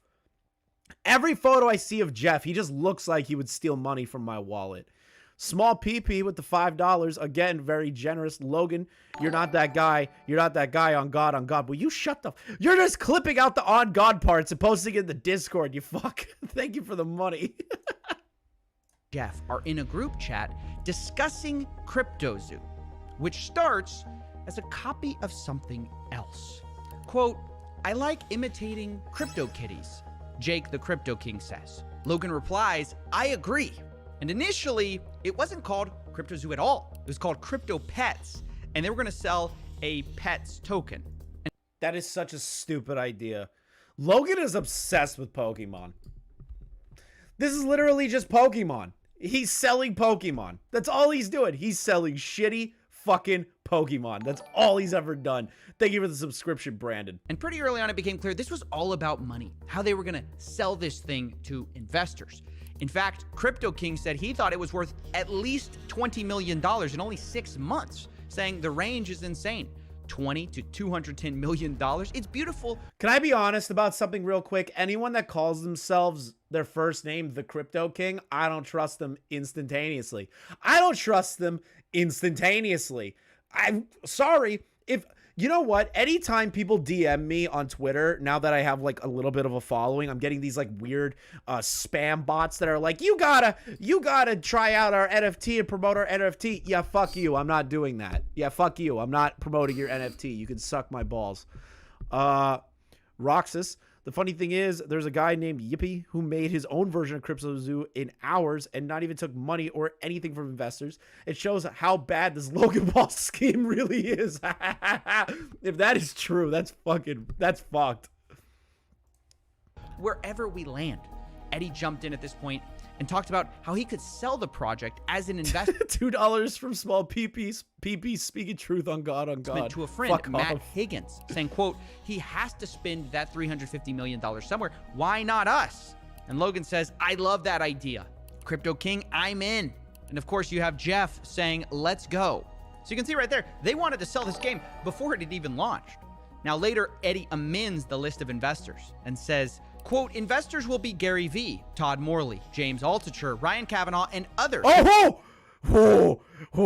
Ryan Kavanaugh. That's a name that I know very well. If you don't know who Ryan Kavanaugh is, he's the man that is currently suing H3H3 Productions. Or at least was attempting to sue. I think they have like one more lawsuit left with Ryan Kavanaugh. I don't remember. But that name just immediately popped in my head going, oh yeah, I forgot. That guy's suing H3H3. Well, it be like that. Small PP with the $2. Generous again on God, on God, on God, on God, on God. Shut up. Confirmed on my end. Supposedly, they had $100 million of investment interest. Now, I actually went to some of these investors and asked if this was true, and the one person who responded denied it, Ryan Kavanaugh. Quote, nope, not even a little bit. $1 from $1.99 from Spectre. PP busted in with them hard facts on God, for real, for real. Yeah, this motherfucking chat is cancer. You're all cancer. I like all of you, but this is cancer now. What is happening? Why are there so many on Gods happening? Damn.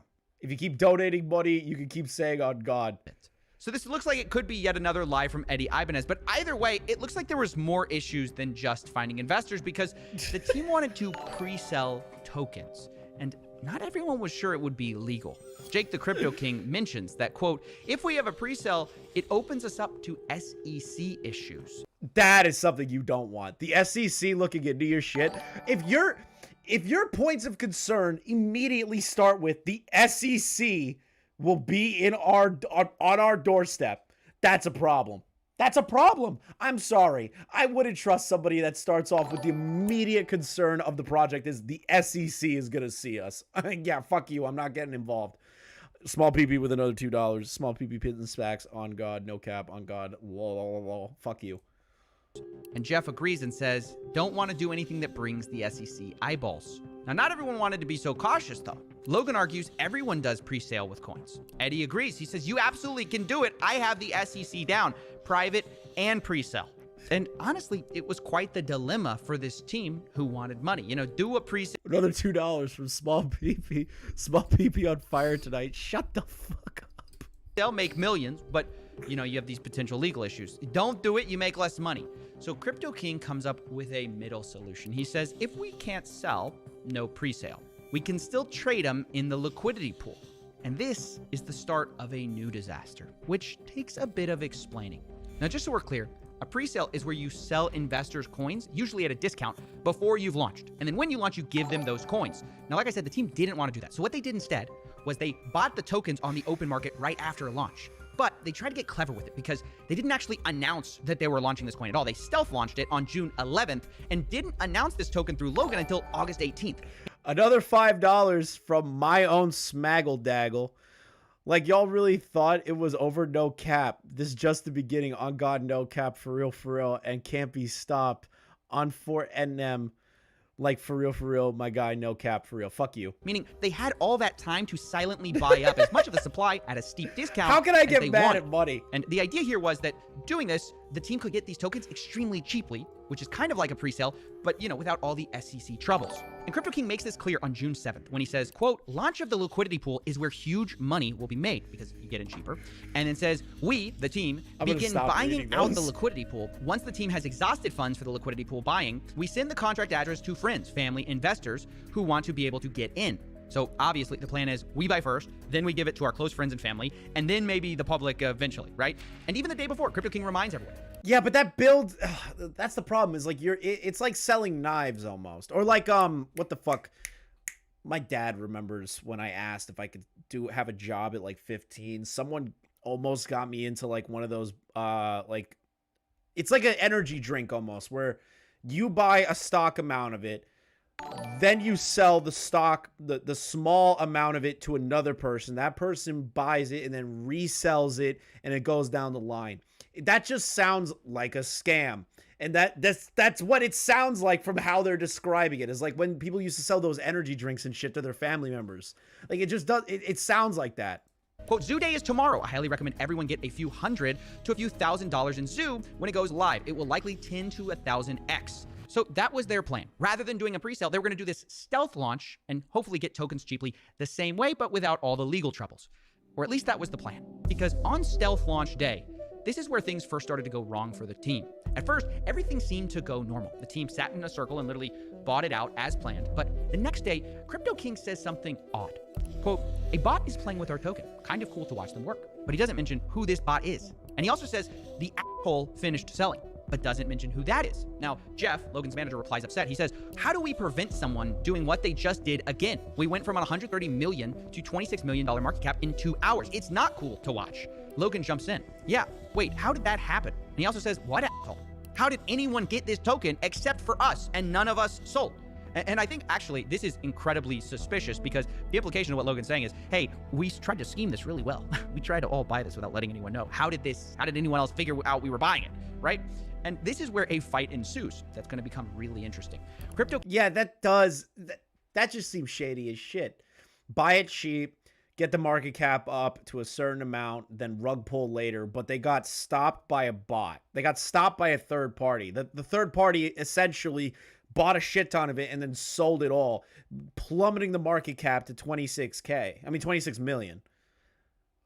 That bot, whoever made that bot, dude, you left with a bag. Like on 4M, bro. No cap. On God, bro. On my mama's big toenail. Shut the fuck up. This is a meme. My chat is a meme. My buyer pushed it back up to $40 million. And Logan says, no, bro, F your buyer. Explain to me what just happened and how there were 30 token holders. And Jake tries to explain that this was just traders and bots happening to find the token. But Logan says only 5 of us knew about it. Jake says, well, many people chase volume and new tokens. And to some extent, he's kind of right. But Logan replies, cap.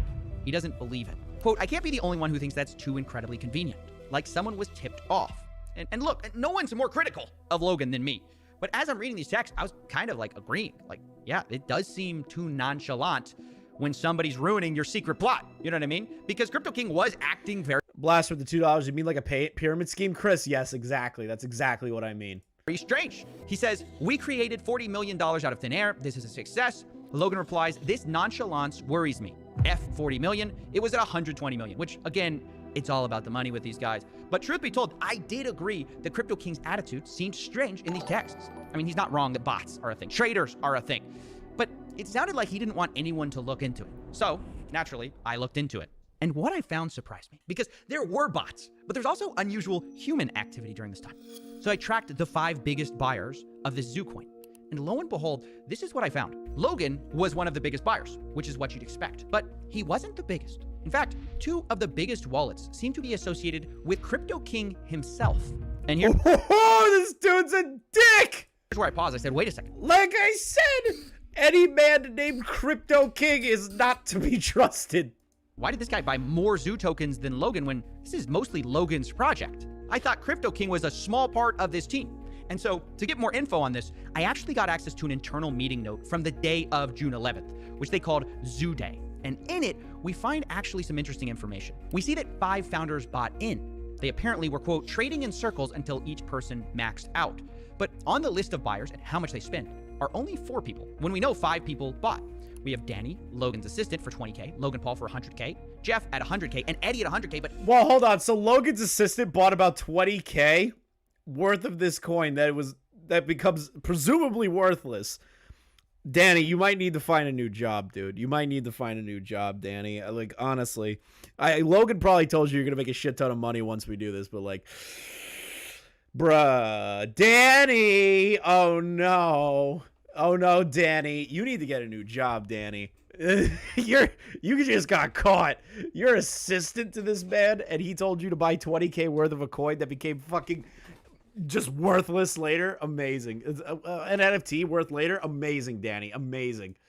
Crypto King is nowhere to be found. And yet, on the blockchain, I have him putting in $200,000 worth. And this number, by the way, seemingly is confirmed in a conversation I had with Crypto King, where he said, my 200K investment. And the reason this is important is because it does imply that something shady was going on the day of the stealth launch. Because Crypto King had a relatively small role in this whole project. He was the advisor, but it wasn't that big of a deal. Like you can see from the internal meeting notes, they have a breakdown of who's getting what in terms of founder tokens. And like Logan Paul's getting 51%, Eddie's getting 30%, Jeff's getting 10%. Jake's only getting 5% of tokens, but he has the most of these like stealth launch tokens, which makes no sense. And it got me thinking that maybe what explains this suspicious behavior around like, oh, don't worry about who was buying at the time of the launch. Maybe that's explained because perhaps no one knew that he was buying up large parts of the token supply. Maybe he was buying it to sell later. Now, of course, that's speculation, so that's why I confronted Crypto King on all of this. But before we get to that call, let's address the elephant in the room. Logan didn't accuse Crypto King of being a scam. It was the other way around. Crypto King told Logan Paul he was a scammer. And the question is, Crypto King pulled a no you card. He pulled a reverse. He pulled a reverse Uno card on Logan, from what I'm understanding, and said, "I didn't scam you. You scammed me, Logan. What the fuck?" Imagine you're in a project and somebody goes, "We're making a stealth launch. Like, don't worry about it. Like, nobody's gonna know about it. You're gonna make millions of dollars."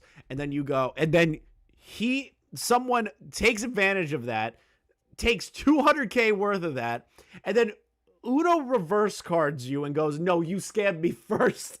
What the fuck? Why? Well, to answer that, we have to go from June, the stealth launch date, to September 1st, the official launch date of CryptoZoo. September 1st, cryptozoo.co. Now, the day of the launch was a bit strange because you might think, well, they already have a token, right? But the first thing they did was actually create a new Zoo token with a different code, but the same name. And they actually airdropped all the holders of the first Zoo token with an identical amount of those coins on the second Zoo token. So you might be wondering, why did they do that? Well, maybe it's to change the smart contract, but maybe it's because of what they did do. They blacklisted some of the holders. In other words, they didn't airdrop to everyone, including Jake, the Crypto King. They excluded his wallets so it couldn't get these Zoo coins. Jake texts the group about this the next day, saying, quote, "The Zoo team made a major error this weekend. They chose not to communicate, mint a new token, and airdrop it to whatever wallets they determined fit. This decision came from Eddie and Logan, and I had no part in it. 11,250 wallets before the airdrop, under 11,000 after. They chose to blacklist and ban over 200 wallets. Now, who those wallets are, I have no idea." But he continues, quote, "As a founder, like Logan, Jeff, Eddie, and Danny, I had purchased a large quantity of tokens. 5+ of my wallets had been blacklisted from the original team's buy." Well, hey, listen, Jake. Listen, Crypto King. The reason they probably blacklisted you is because you were looking a little shady on God. You were looking a little shady. You guys are getting me to say on God now. Fuck you. Now, I don't know why he had 5+ wallets there, but okay. He says 80+ billion Zoo tokens were confiscated from me to date without any communication. So, wow. That's why Crypto King accused Logan of stealing from him or scamming. It's because he was frozen out of a lot of his wallets. And then we get to the text you guys all know. He says, "Logan, you stole $40 million. You're a scammer. You're a con artist, all that stuff. You betrayed your community. The reality is you aren't that guy." And Logan responds, "Oh, Jake, trust me, bro. I am that guy." Q, in the arms of an angel. And look, I mean, what... Did Logan just fucking meme on that guy? Q, arms of an angel. Logan, if this guy is scamming you, you can't use the arms of an angel meme on him. Holy shit. What do we make of this? Well, I don't know. I can't root for either of these guys because it sounds like Logan stabbed him in the back, but it sounds like Crypto King may have stabbed him in the back in the first place, right? Because it does appear like he bought tokens that maybe everyone didn't. Logan has a knife. Crypto King has a knife. Crypto King stabs first. Logan goes, "You stabbed me. I'm going to stab you back." What the fuck? Dude, I would never want to be on a crypto project. I would never want to be on a crypto project in my entire life. Never. This looks like internal politics of the worst degree, and I would never want to be a part of any development teams. Small PP with another $2. Nah, for real, on God, for real, dead ass, no cap. Shut the fuck up. Know about. So I'm really not a fan of anyone in this situation. And by the way, this whole thing was structured so misleadingly from the beginning. I have to talk to you a bit about it because you might think that these tokens were the only tokens they had, but it's not even true.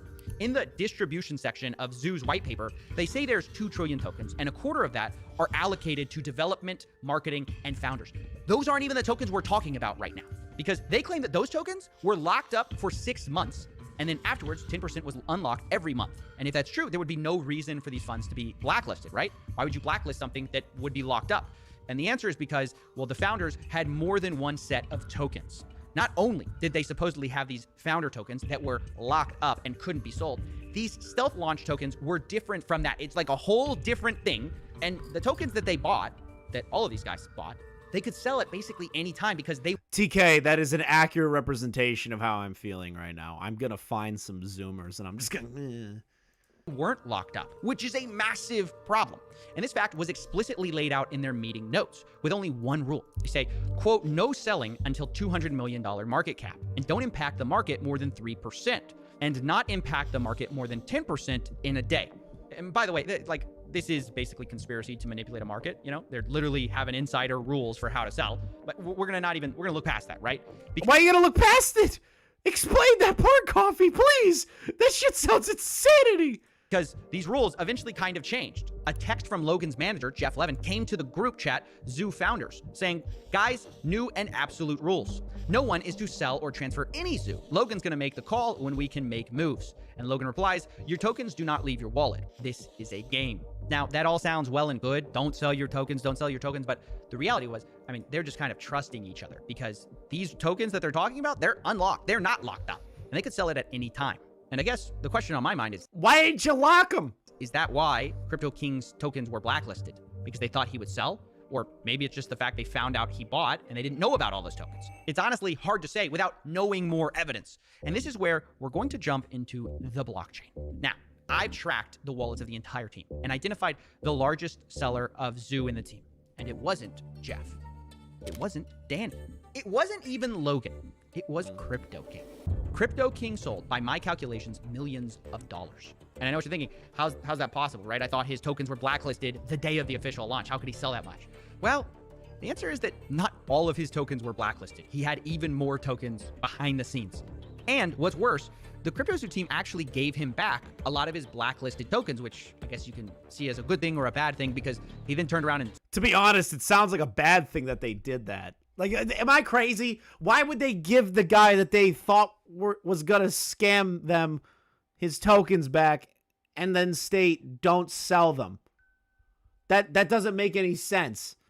That doesn't make any sense. You're just giving the scammer an opportunity to actually sell the coins. What the fuck? Logan's team must be just full of incompetent fucking idiots, which we'll go over that part. Small PP with another 2 on 4M.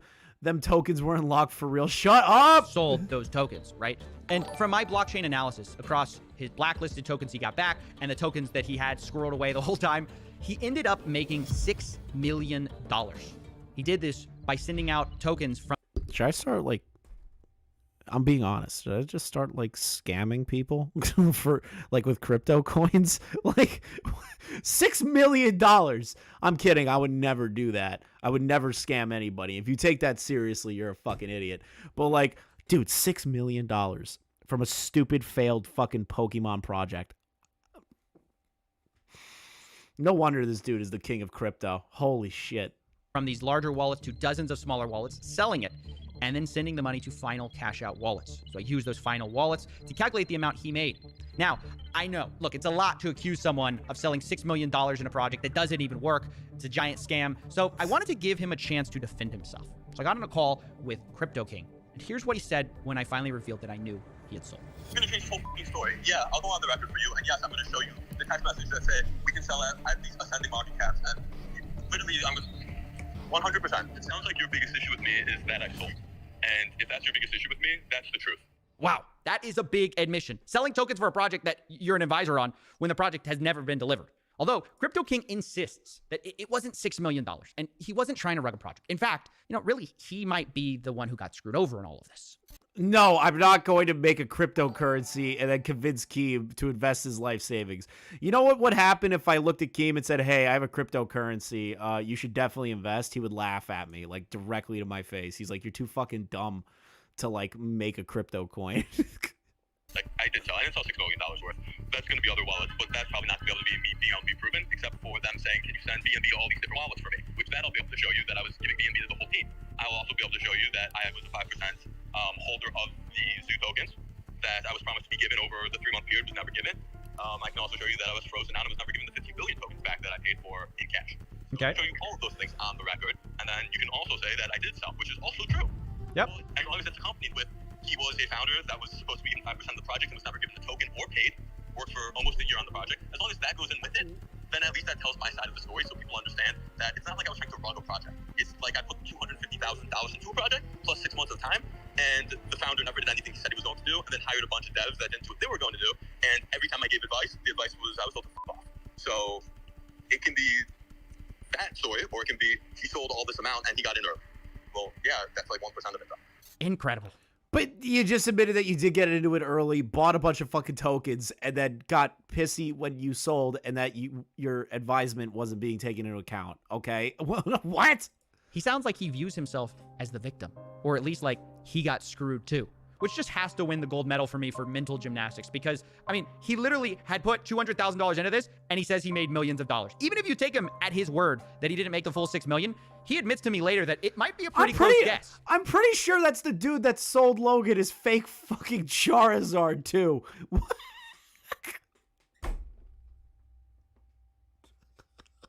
Oh, God have mercy, Logan, please. He tells me via text, quote, "I don't care if you tell people I sold a few million and leave it at that." Well, okay, $6 million, a few $1 million, it's millions of dollars, right? Millions of dollars when you only put in $200,000 into a project that's never been delivered, doesn't work, scammed people out of their money. How is he saying he's the one who's in the wrong? Well, in his view, what he did was not wrong. It might have been arguably unethical, but it wasn't illegal. What Logan did, well, that was illegal. You can say the timing was bad and it was inappropriate to sell, but the reality is I bought tokens open market and sold them open market. So there's nothing illegal about that. Ethically, arguable. The rest that Logan did to me was... It's not illegal, but ethically, it's arguable. Sure. It's not illegal. But don't you have ethics? Like, I never understand these crypto people. They're like, you know what? Like, I didn't necessarily break the law. Ethically, you could criticize me, but I didn't break the law. I don't have to go to jail. These people are deranged. Ethically wrong and illegal. Now, what do I think of all this finger pointing? Well, I think it's pretty wild to try to make yourself look like the lesser of two evils when you made millions of dollars and investors lost millions. I just do. Now, at the same time, I want to be fair to Crypto King. He's not the only one who sold here. But I also have to say, not everyone from the founders did sell. For example, Jeff, Logan's manager, to my knowledge, never sold. Neither did Logan Paul, which was a huge surprise. Oh, there's the man All their bun. wallets that I tracked, held onto their tokens, which is good, and to their credit for a game that doesn't work. But you know who did sell? Eddie Ibanez. The guy who didn't pay the initial devs, the supposed MIT orphan? Yeah, from what I could see, his initial wallet got a ton of zoo, sent it to a bunch of smaller wallets, and then sold off, kind of like Crypto King. And for my calculations, he made about $1.7 million. Now, I have to tell you that like Jake, I tried to confront him and give him the opportunity to defend himself, but he never replied to my emails or my phone calls, and we're just gonna have to leave it there. But we're not done with the money just yet, because we still need to talk about the eggs. Remember, we talked about how they profited from Zoocoin, but they also made millions from eggs. According to their own internal meeting notes, they plan to make about $3 million selling these eggs for 0.1 ETH a piece. And that's not far from what I calculated they actually did make, which was about $2.5 million. This is so much fucking money being thrown around. Just like, these people throw around millions of dollars like it's fucking $10. They just throw it around and go, yeah, I scammed that guy out of $6 million. Yeah, I paid $200,000 to get in early on this coin, even though they should have just released it and everyone should have had their own, bite of it. But like, $2.5 million, $6 million, $1.7 million. Jesus fucking Christ. In the meeting notes, they say they're going to clear expenses and then do payouts. But pay out who? They don't say. And these expenses are referencing an earlier note suggesting Eddie and Logan had both spent $300,000 each, which I'll say is not $1 million. But okay, we'll give it to them, right? So they got paid back their $600,000, but where does the rest of the money go? Well, on the Ethereum side, there's one payout for $364,000 to one wallet and another $1 million to another. Both are Coinbase addresses, so we don't know who exactly that is, but clearly someone on the team made a lot of money from these NFT egg sales that do not work. And on the Binance Smart Chain side, where they also made money selling eggs, the zoo that was spent was supposed to be set aside for 50% to be burned, which they did, but the other 50% was supposed to be allocated for wildlife charities and crypto zoo development. Now, neither seems to have happened because all the money is in a wallet that the team still controls. So there are open questions about, where that money's going to go and where the Ethereum money went. Did it go to Jake? Did it go to Logan? Did it go to Jeff? Did it go to Eddie? We don't know. But what I know for sure is that no one was innocent, although there's certainly shade. Yeah, I was literally about to say, not a single person is coming across as innocent based on the investigation made by Coffeezilla. From Jake to the Crypto King to Logan to fucking Jeff. Nobody sounds good in this. Nobody sounds good in this. Eat that pussy 445. I also worked for the Eagles.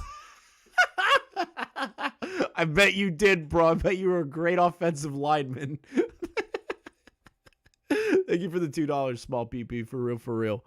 Shades of guilt you can argue about because, of course, not everyone did sell. You could look at that as the most important thing. Logan Paul didn't sell. Jeff, Logan's manager, didn't sell. But does that make them innocent? Well, I don't think so because they never built a game they promised people. Logan Paul specifically got millions of dollars spent on this game on the promise of the technology that he never built, that his team never built. And he never addressed the failure except to blame his developers who weren't paid. And you could say he promised to work backwards to fix it, but then never did. But at the same time, it's clearly not just Logan's fault either because there are major team issues, right? You've got Eddie selling millions of dollars of Zoo and then allegedly not paying developers. You've got Jeff, who was warned about Eddie, who kept him on the team anyways. And then after they fired Eddie, seems to also have failed to pay developers on time. I just don't understand how Logan put this team of just ragtag fucking idiots together. Isn't he smarter than this? I expected Logan to at least have a little bit of fucking, just some form of intelligence to not hire these fucking people, to look back into their histories. But no, I guess Logan just leans too much on his fucking hiring team. And then you've got Crypto King himself, who sold the most, but claims he was the guy who was scammed, which is the stupidest thing I've ever heard. It's just like Avengers Assemble for the worst possible team you can imagine to build a crypto gang. And so, unsurprisingly, it turns out a lot of these guys backstabbed each other. And so, finding a way to wrap this up was difficult because it's hard to assign exact proportions of blame. Because if you focus on any one person, you kind of miss why this project failed. CryptoZoo, at the end of the day, did not fail because the price went too low. CryptoZoo failed because they never built a functioning game that they promised. Really, the number one problem, even bigger than people selling millions of dollars of tokens, was that they never paid the developers on time, as boring as that is. And as a result, the investors not only got rugged for millions of dollars, which is a problem, but they just didn't get the core thing they had bought from the beginning, which was not a crypto project, but something different. I'm excited to launch my game. You keep using and you just did it again. You keep using a word there. Game. Mike looks like shit. Mike Malak looks like shit. He looks like shit. $5 from Small PP. Logan hit up the homies and it was like, no cap. I got this on God idea for real. It's gonna slap no cap on God for real. I fucking hate you. Thank you for the subscription, EDP445. Thank you for the subscription, EDP. Like a project. It's a game. It's a game. EDP, apparently people are saying I'm your number one fan like Omegon and fucking Hannah. So, I don't know, man. Thanks for the subscription. Really fun game that makes you money. That's it. That, to me, is the biggest scam in all of this. Yes, it's a huge problem. People stole millions of dollars. But it's a symptom of the larger issue, which is people didn't actually care about the game or this, whatever you want to call it. They just cared about the money. And this is ultimately what happens when you have an influencer LARPing as a businessman. It's what happens when you have a liar LARPing as a developer. And it's what happens when you have a shady crypto guru LARPing as a crypto king. You end up with a mess. And in my personal opinion, a fraud as well. And now that this thing blew up in their faces, these four seem to be dodging accountability faster than SBF dodges calls with me. Because I have read... Bro, SBF is really running from Coffeezilla. That's a good slight at him. That's a good slight at the guy that made the FTX coins. Out to everyone involved. I've tried to get all of their statements on things. So far, no one has taken accountability or offered to refund the victims at all. They're all hiding, pretending these victims don't even exist. But they do exist. And throughout my investigations, they've been the heartbeat of this whole thing. So I decided to close this investigations in a bit of a unique way. Rather than me deciding who's to blame or me deciding what you should think, I want to give them the last word. Everyone's to blame. Logan, in the sense of his poor management, it's his project. He still made these promises to people. I think everyone it is to blame, including Logan Paul, of course, because he was the one in charge of this, and he was responsible for all of this mess. True Assassin, you ever get a strike from Fox over the Cops theme? No, because I edited it in a style that wasn't fit, that didn't hit the requirements for a strike. I was a lot smarter than that. Everybody has a big part. I don't and even a use it massive, anymore. Massive cross to bear. Each one of them scammed the project in their own way, and then off to the sunset they went. It was his job to check the team to make sure that everyone is working together to make sure. Which is a good. Okay, this guy makes the point that I'm gonna make. If we're gonna talk about the Logan Paul video, Logan should have hired a better team of people that are not shady motherfuckers. I don't know how you could be the face of this, promote this on your channel, say that you're a reformed person, but then hire people that are scumbags. How do you do that? It's actually incredible. That he is giving the funds of the people that put it into his project under his name to people that he actually trusts. So in my opinion, if the team failed to perform, that's Logan Paul to blame. The community is destroyed. People is angry. They just want their money back. They just want their normal lives back. Reimburse those loyal fans that they have, or how to rebuild the project, actually deliver on the project. Which they should reimburse these people. They should reimburse them all. Holding the zoo coins. So maybe they could just deliver what they promised, and that would give some redemption to this fiasco. He's not said a word. That's as bad, almost as bad as Small PP. No cap. Chris too smart for that shit. On God, for real, no cap. I hate you. I'm starting to really hate you. like it doesn't matter how much money you donate. I'm starting to hate you. taking the money. It's the not coming out and just being a man about it. At least we deserve to know what was happening behind the scenes while we were waiting for almost a year and a half. The fact that we're hearing this information, not from Logan Paul, but from pretty much an investigator, it really says a lot. What did this loss mean to me? It meant a lot, not just personally, because I lost quite a lot of money. My kid and also my wife were invested. It was like telling a kid that Santa doesn't exist or something like that, because she really believed in all that game. She really believed in Logan Paul. Kids look up to that kind of people. So it was some kind of broken dream. My mother got... Excuse me. Woo! Excuse me. I do have to say one thing. Why are you letting your kids look up to Logan Paul? Why? Why let your kids look up to Logan? Logan is not a good person. Logan's an asshole. Logan is somebody that you shouldn't fucking be looking up to. And if you do, that's not good. That's not good. I want to see this part. What is this? The game is great for kids. It's gonna be amazing. Who loves it most? The kids. Their kids love it. Our developers' kids, all of them, cannot stop playing the game. Was Logan trying to market this towards parents to play a game? Okay, listen. A lot of people don't like the Nerd City video involving, a lot of people didn't like the Nerd City video involving COPPA, right? And that brought, YouTube to crack down more on, like, COPPA-related subjects and everything. This is the reason why COPPA was involved with YouTube. It's because the Pauls keep fucking with kids. They keep fucking with, like, the wallets of kids. They keep fucking with the parents' wallets that these kids, like the fans, the kids that are the fans. Let me fucking change my words. Wow, I can't talk right now. It's like pissing me off right now.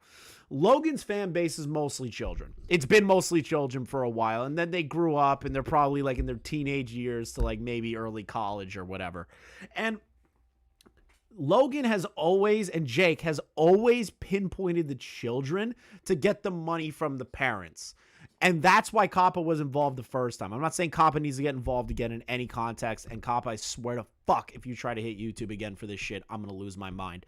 But, like, this is why COPPA was involved in the first place. Because of these fucking people. Because of these kinds of fucking scams that they were running. I think that is... Yes, disclaimer, they actually don't fuck children. They just fuck over the parents of children. It's inhumane the way that side of it's been marketed. Knowing what's happened since, knowing that all of the people that were there from the beginning, like all of the guys that I'd speak to on a daily basis, that we've all just got nothing now. Ideally, I just want to say I'll see you in court.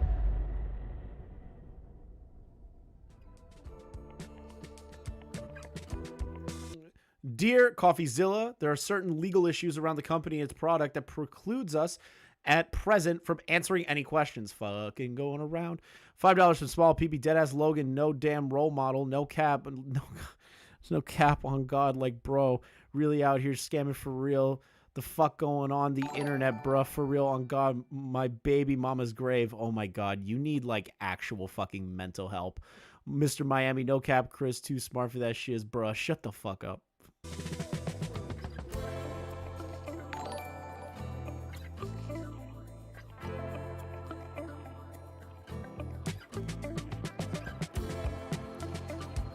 All right, so Coffeezilla concludes his entire series on Logan, right? He bodies Logan.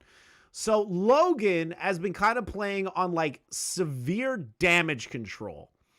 So let me show this part. So Logan Paul makes a tweet after blocking Coffeezilla. Now this tweet states, while I genuinely appreciate Coffeezilla's creative genius and exceptional work ethic, I mean that, this one is simply not true. When appropriate, all bad actors will be exposed, explained, and held fully accountable. I'll speak further on impulsive January 3rd. Now, this is a tweet that Logan Paul put out after blocking Coffeezilla, the man investigating Logan. So Coffeezilla responds, I can't reply to Logan Paul directly, blocked, but it's pretty wild to refuse to talk to me for months, refuse to address investors for a year and a half, and then when get caught, Logan says he's going to expose bad actors. Which is hilarious because he's one of the people that were the heads of the project. He was the head of the project. He was one of the people that were intricately tied to the project.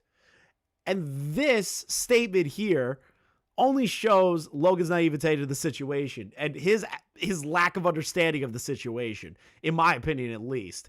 So after Logan puts out this statement, Coffeezilla kind of memes on him just a little bit. January 3rd, Q Arms and the Angel. I've had a severe lapse in my judgment sort of meme. The best YouTube apology video of all time. It definitely didn't come across as really fake at all. Like at all. It didn't come across as fake whatsoever. But this was the greatest YouTube apology video of all time. Coffeezilla has a good little meme laugh at Logan. No cap. Let's see here. But then something else happens. Coffeezilla notices a certain someone in his Patreon.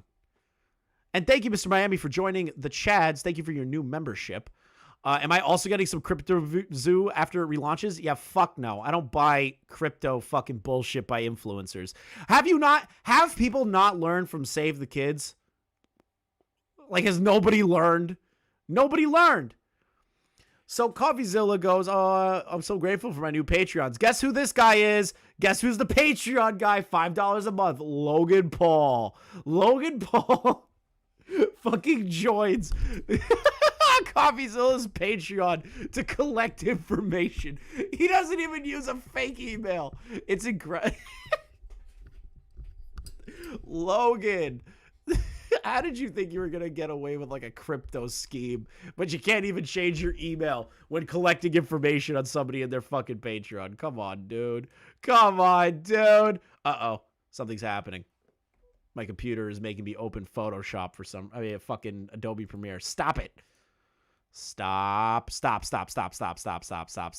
Close. No. Close. There we go. Holy shit. That almost crashed the stream. What else we got? So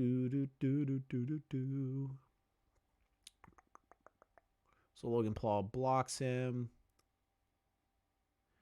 on their side. Here we go. So here is a text correspondence between Coffeezilla and Jeff. Now, Jeff is the manager of Logan Paul. He was the one with the man bun that looked like he definitely shouldn't be around money. Coffeezilla tweets out, October 24th, I approached Logan via Jeff, his manager, in good faith to get their side of the story. They had 2 months to respond and chose not to. Hi, Jeff. I'm reaching out for comment on Crypto Zoo, which I'm doing a story on. I'd like to speak to you and Logan as soon as possible, since I have so many people telling me you guys scammed them. Would like everyone's side of the story. This is Coffeezilla. Please let Logan know I'd like to speak with him. It's hard to reach him, as you know. Now, Coffeezilla does the right professional thing of actually reaching out to the manager, because the manager of YouTubers of this size and scope are usually the ones that you speak to first before speaking to the actual talent or the individual in question, which is Logan fucking Paul, one of the largest YouTubers on the platform. Let's see here. So things kind of settle down a little bit, but then Logan Paul decides to go nuclear and invite Coffeezilla onto Impulsive. I invited Coffeezilla on Impulsive. Third request for comment, Coffeezilla Crypto Zoo. Hi, Coffeezilla. I'd like to extend the offer for you to come on Impulsive in person to discuss Crypto Zoo. Of course, we'll cover all flights and accommodations, which is actually pretty nice of Logan. You don't have to do that. It's a lot of fucking money. Looking forward to hearing back. Best logs.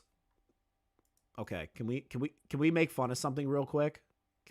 Why the fuck did he end his email with logs? Does he call himself Logs?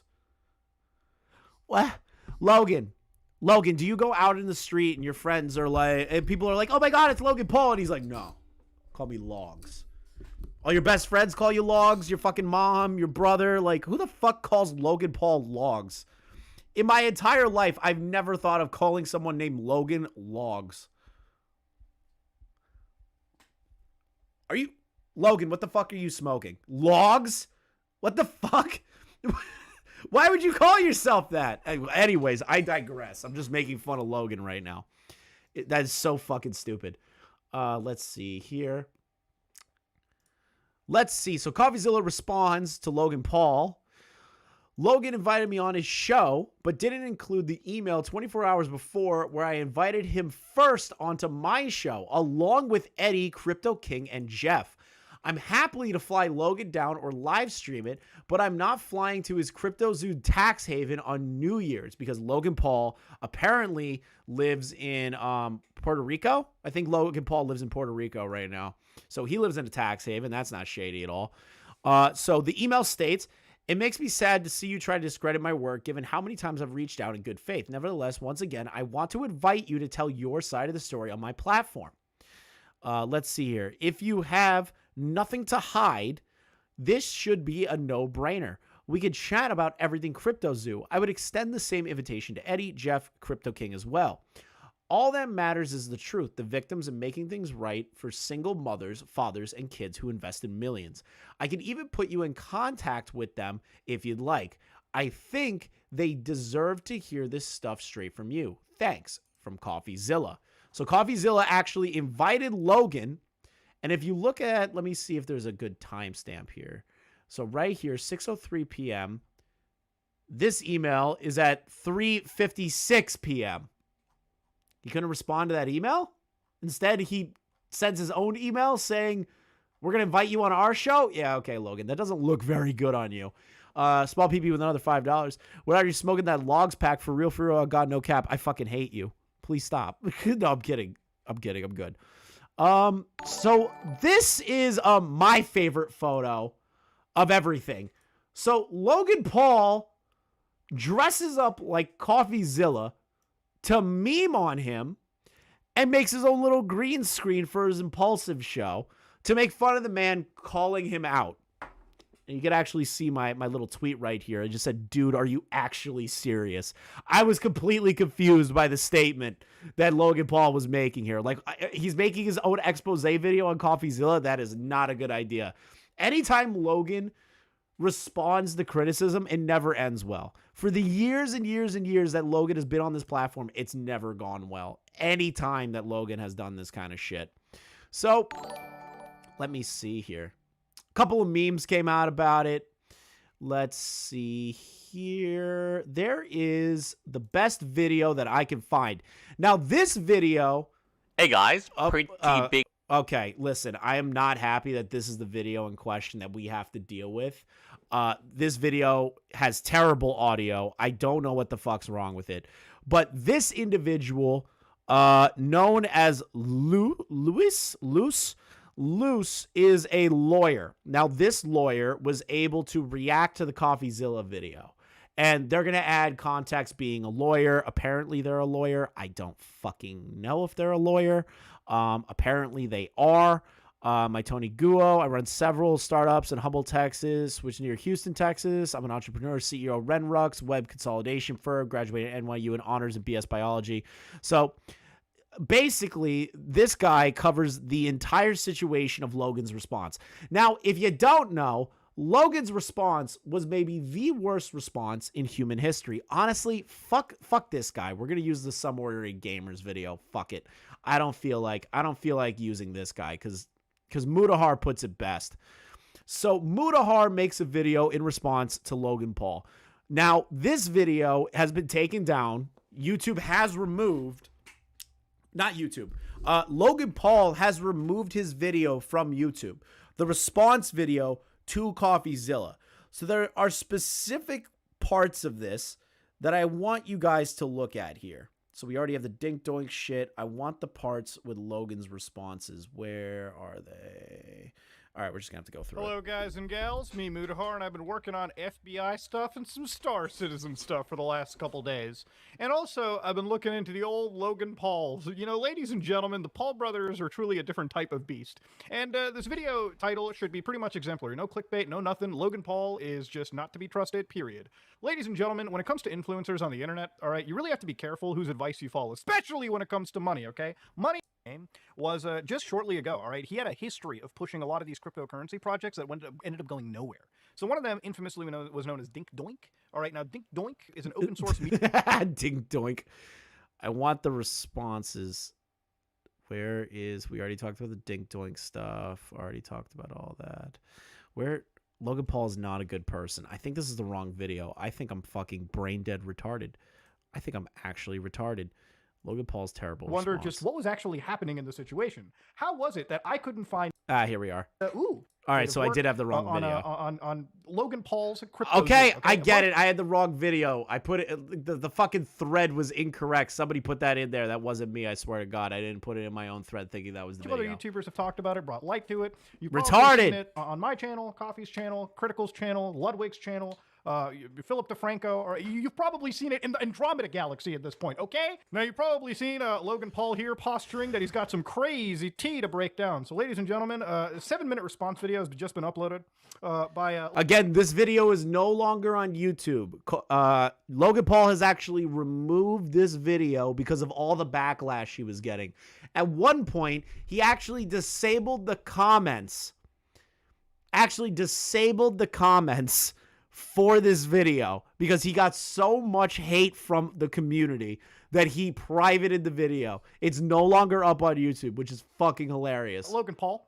And I figured we're going to go through it and sort of investigate because, ladies and gentlemen, this is probably one of the worst response videos that I've ever actually seen. And we are just at the beginning of 2023. The first week hasn't ended, and already things are this spicy. It's a great omen for the year to come. So, ladies and gentlemen, let's start off. Let's rip the Band-Aid off, tear the rectum, and tapping the microphone. Let's watch. Let's watch the Logan Paul response. Coffeezilla. I watched your 3-part series called "Investigating Logan Paul's Biggest Scam," and like many on this platform, you have successfully used my name for views. I love that he makes like some sort of graphic that Coffeezilla is this evil individual just using him for views. It's a good start to any video, guys. Anytime, any fucking time that somebody is responding to anything and they start making fun of the person that is exposing them, there's a problem. Reputation. So in this video today, I'm going to be defending myself with facts, something that you have gotten in the habit of twisting as you continue to morph from an investigator to a gossip channel. Hell yeah, we got some shots fired. God damn. Now, I don't know if you can really say that, Logan, when you were fellatiating the man. December 23rd here, by the way. While I generally appreciate... Speculative. He is... Oh, wait, hold on. This is my favorite fucking part. Here he gets into the next ad hominem attack, one that makes no sense. Coffeezilla tried to work with law enforcement in the past, but his work was described as not anchored to truth and often speculative. He is... Wait, whoa. Whoa, those are some wild quotes to bring into it. Now, incredibly, course, you might have heard of incredibly the thing, wild. I made it the F up. All right, I'm only following YouTube's. This is, this right here, chef's kiss, Logan Paul's response to Coffeezilla and comparing him to a friend of the channel. He's comparing this individual. He's comparing Coffeezilla to a friend of a Stuff channel. up. I don't know. I mean, I tried looking for it, okay, in good faith. Let's get on. He is a lopsided journalist with an agenda, and he's nothing more than the Keemstar of crypto and finance. I don't know if you guys heard that, but Logan Paul compares Coffeezilla to the Keemstar of crypto as the Keemstar of crypto.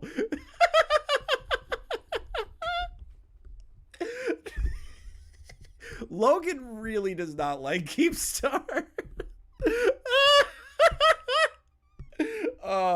Keem is just catching strays out here. Catching strays for no reason. Keem didn't even do anything.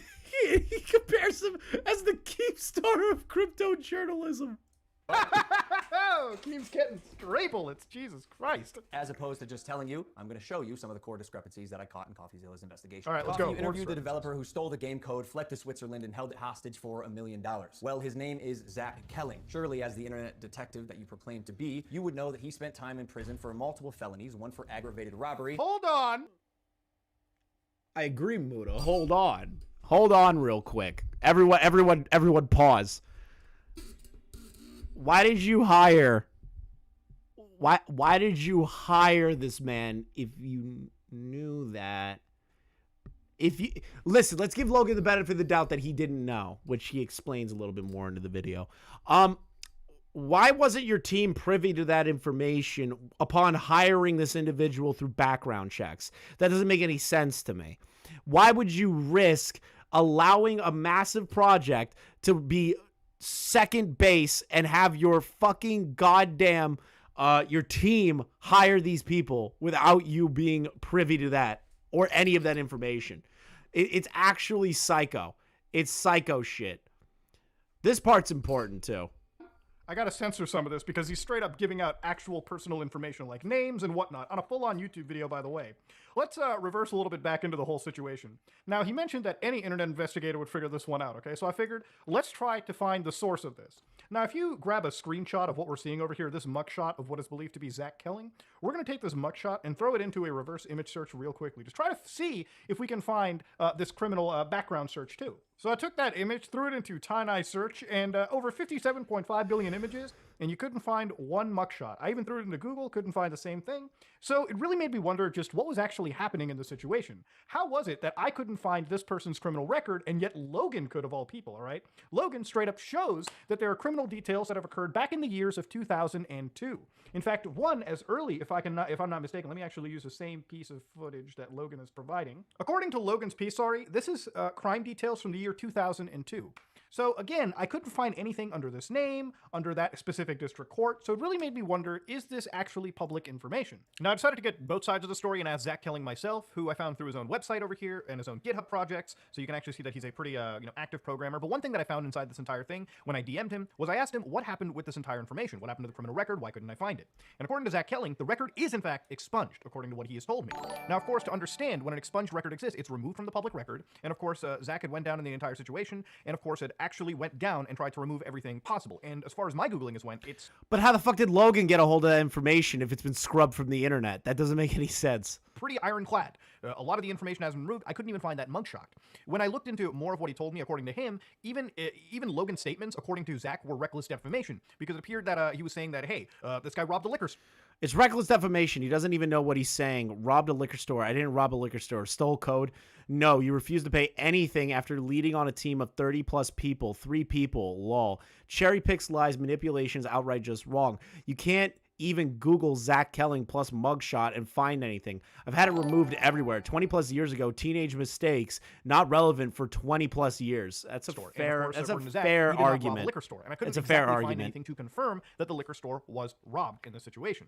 Of course, Zach even went down into the Facebook post that Logan had showed in his video, and it showed that Logan had apparently cherry-picked it because there was moments where he was contacting with an entire team, as you can see on Discord over here. So there were about 20 different other programs, 30-something odd devs working on CryptoZoo at the time. Of course, this is just Zach's own statements as well too. But of course, I wanted to provide both sides and look into exactly what was happening. So again, you could look at it in two situations. Either Logan made up a fake criminal record, or he completely exposed an expunged record, which I don't even know how that flies by YouTube's own privacy guidelines. But again, it's an yeah, that's kind of interesting that YouTube kind of let that just fly off the handle without any sort of censoring during that time frame. I remember watching the original video and I was sitting there going, how come all of this information is just on the screen right now? That's a lot of private information. Incredibly unethical thing to do. And even if we're looking into criminal records, that would imply that you believe that nobody deserves any second chances, even though these crimes were committed all the way back in 2002. And again, from somebody that put an entire corpse on blast, again, I would expect that person to be giving the most second chances imaginable. And again, it doesn't even make Logan look good.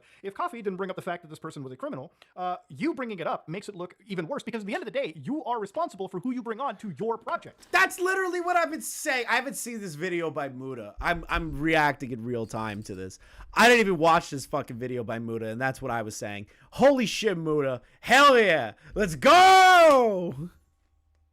If you brought a person on that you find out is a criminal, again, crimes committed all the way back in 2001 and 2002 that have no real tangible bearing or correlation to the things that are alleged now, it just shows error on your part. It means that you sought out a person with a shady background, as you're trying to portray in your video, and you still brought them onto the project. It just doesn't make you look good. This makes you look like an idiot. I guess among many things, it doesn't surprise me that he lied about having 30 engineers and a $50,000 a week burn rate. On my end, I have 30 engineers. I'm earning $50,000 a week. Which, side note, is how this delusionist landed on the $1 million code ransom, but it turns out he only had 3 engineers.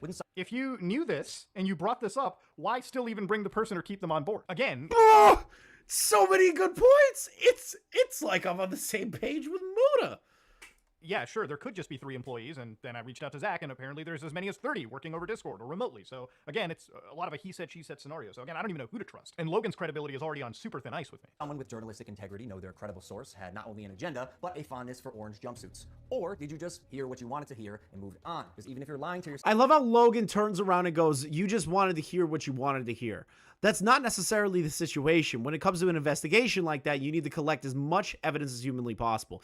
The fact that Logan is trying to discredit Coffeezilla and say that you only wanted to listen what you wanted to listen to because it worked to your narrative is showing bad faith on Logan's end, not to actually say, hey, we might have messed up in hiring these fucking people. Instead, you try to turn it on Coffeezilla by stating, well, you slandered my reputation, so I'm coming after your reputation. This is childish, Logan. What you did in this response video is fucking childish. No wonder you removed it from your channel. Yourself, Steven, you still have to believe it. And I know what you're thinking. What type of idiot would work with an unsavory individual like Zach Kelling? I guess that's what I get for trusting the team that I relied on to vet and manage Eddie's hiring process. It's not Logan's fault, guys. We got to the final point of this. It was never Logan's fault. It was never, ever Logan's fault. It was his team.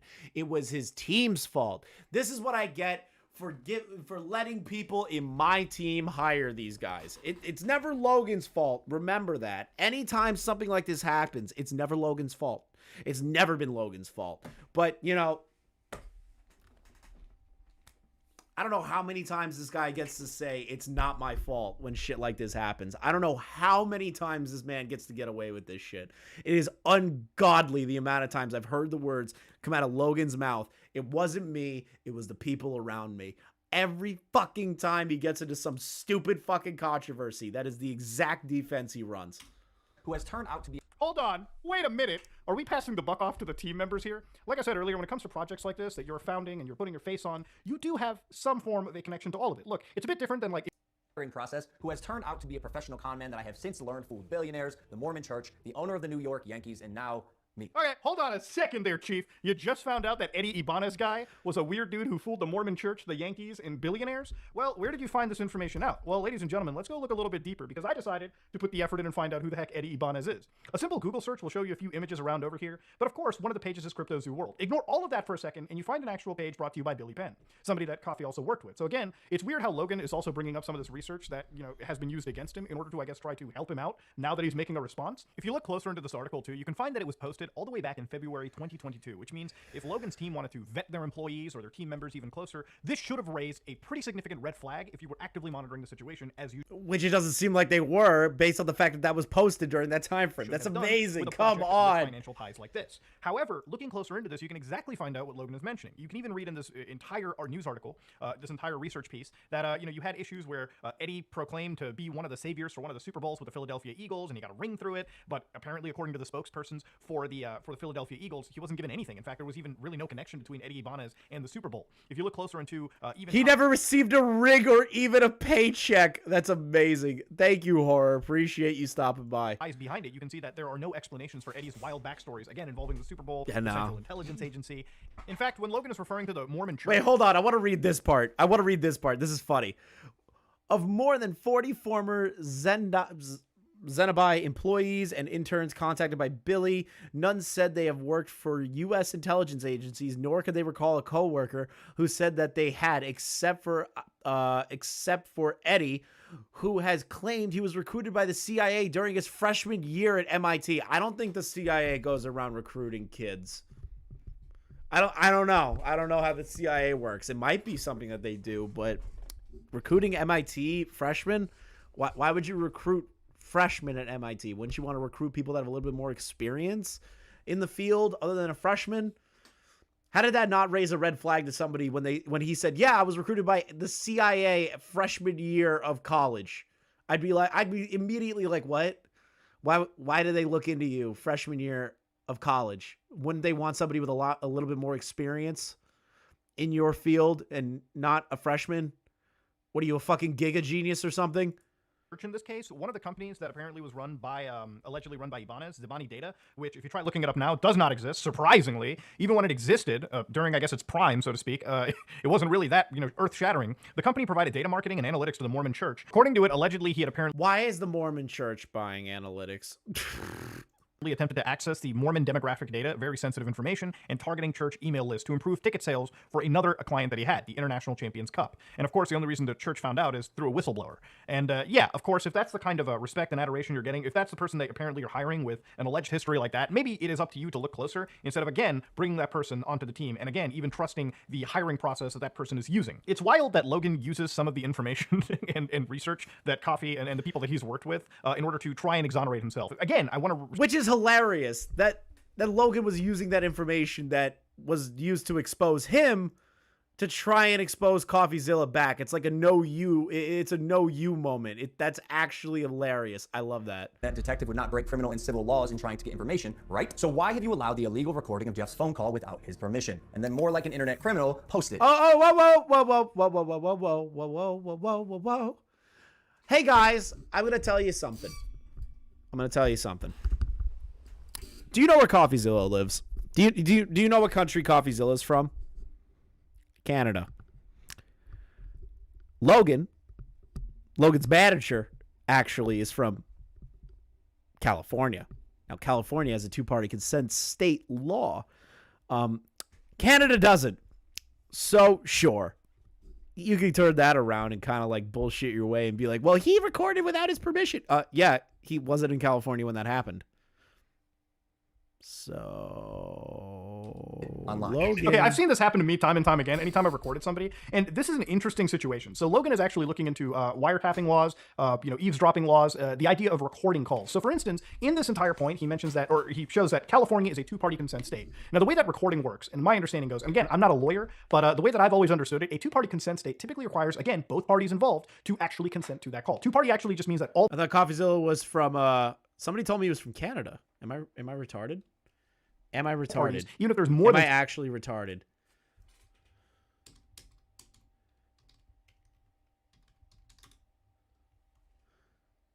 I must be retarded.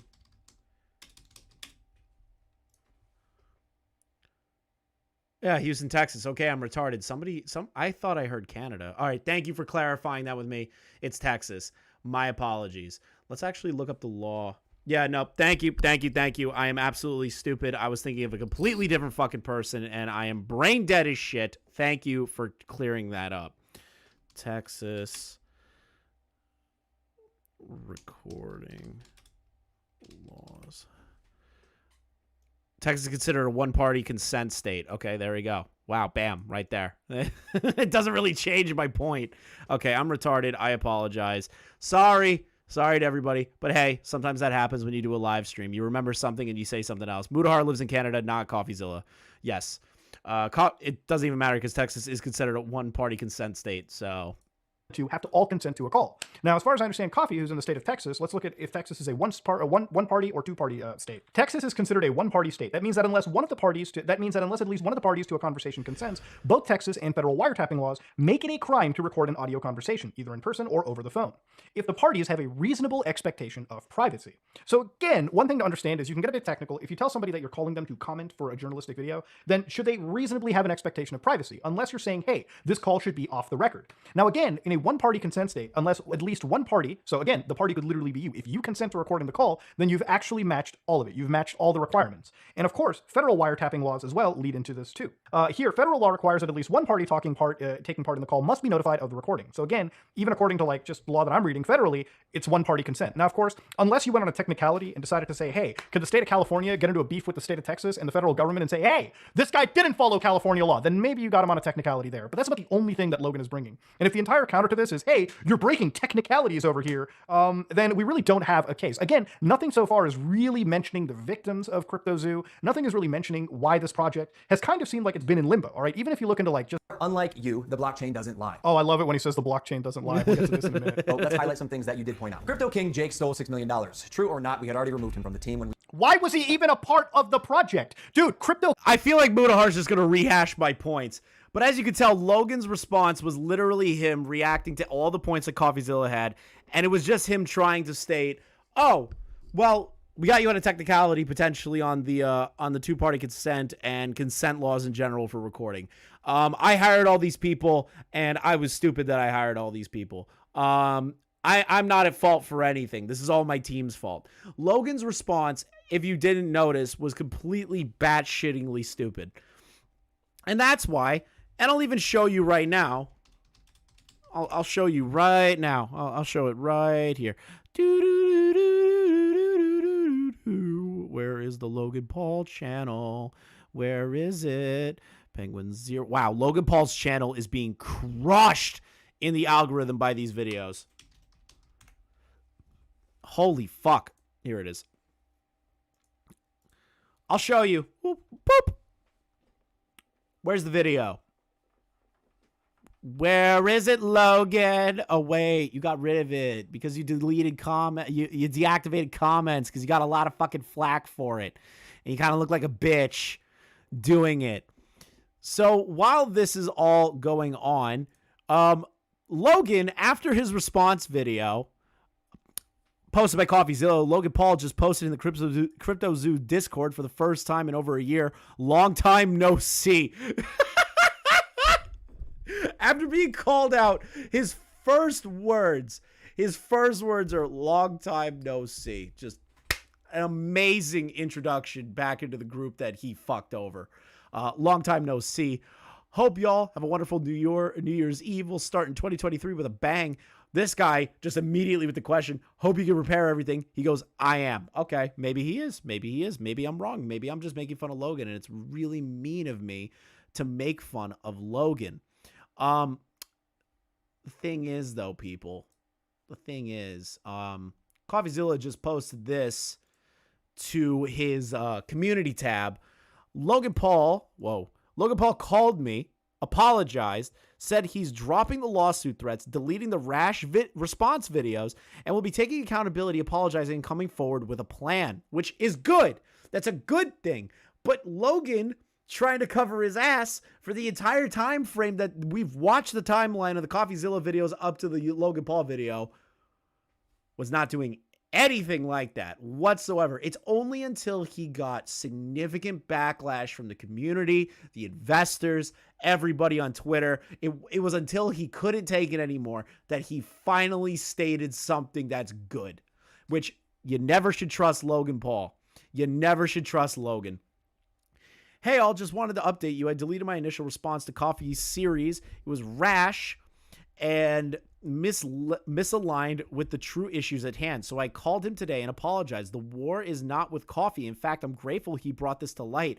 I'll be taking accountability. Oh my God, he did it again. He did it again. I'll be taking finally, Logan, you didn't make a video statement. You didn't go on Twitter with it. You went in the Discord.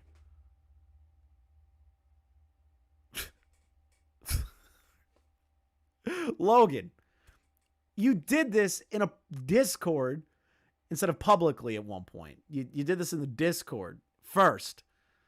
This is fucking stupid of you. Like really, really, really, really, really fucking stupid. It doesn't make your credibility look any better, Logan. I will be taking accountability, apologizing, coming forward with a plan in the near future. Thank you all for believing in this project and sticking with me. I know it's been pretty bumpy, but your support is everything to me, and I want to make this right. Yeah, I don't believe that. I don't believe that. I don't believe it for a minute. I don't believe a single thing for a minute. Captain Logs, yeah, you fucking Logs over here. I don't trust Logs. I have no reason to believe Logs. Logs is somebody that I just don't. I would never in my entire life give Logan Paul any of my fucking money. There's no way in hell. And the people that did, the people that did invest in CryptoZoo, you shouldn't have invested with them. I don't really feel sorry for you. It sucks. It does. But like, you should have known from Logan Paul being Logan Paul all these years that he shouldn't be trusted, like at all. He shouldn't be trusted. And it's just unfortunate that you actually believed it. So please, Logan, stop trying to repair your career here, because you already got sniffed out, bro. I think that's the end of the stream. I think we got a lot done today. Jesus Christ, almost 2.5 hours of just reacting to every single one of Coffeezilla's videos, going over the tweets, the DM evidence, everything. Jesus Christ. I think we had a fun stream today, guys. I think we had a very fun stream. I enjoyed myself. Hopefully you guys did too. I want to say thank you to every single person who donated money and stuck around during this time. I think we hit a high of like over 400 people that were watching the stream at one point. That shit is awesome. Like that's really fucking cool. We're growing. We're growing at a rapid rate. And I've never been more proud to have this kind of community. You guys are fucking awesome. No cap. I swear if I have to say the words no and cap again, I'm going to lose my fucking mind. So thank you guys so goddamn much for coming out today. Let me see. I want to thank the new members. We will be doing a members only stream soon. That will happen. We will be putting one of those together, most likely by, I want to say, when do I want to say? I want to say a members only stream after the live stream Monday, when we're going over the new Pack God video, because we are supporters of Pack God over here. So we will be covering the new Pack God update and leg update because honestly, Pack God got screwed over. Now that Pack God has exceeded the Void channel and the leg channel, I'm super, super happy for Pack God, and I wish him all the best. He is now a major YouTuber in this space, thanks to KSI, and we will go over that soon. So let's thank some of the new members. Holy fucking shit, there's a lot of you. Thank you, by the way, Doug, for the members for 3 months of the Chads. You're a fucking Chad, bro. We got JJ64, thank you. House, thank you. Shane, thank you. Bobby, Blasters, Zach, Slumsy, CCP.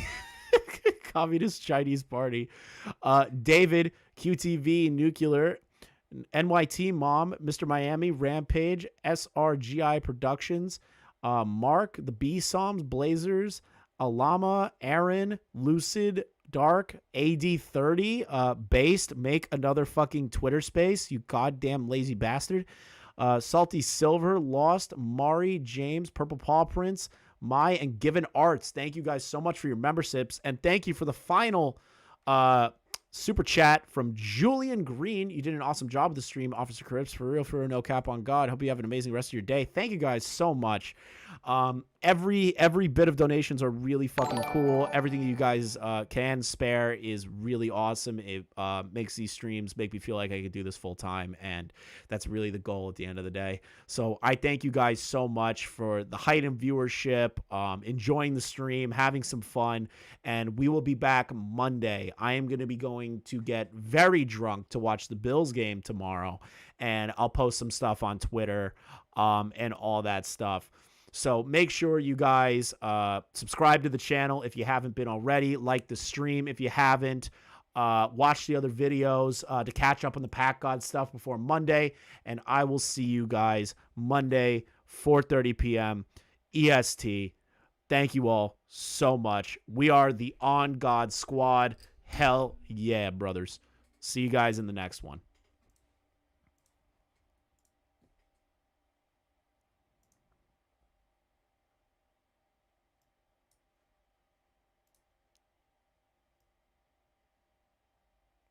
And Soul Vessel with another 50. Jesus Christ.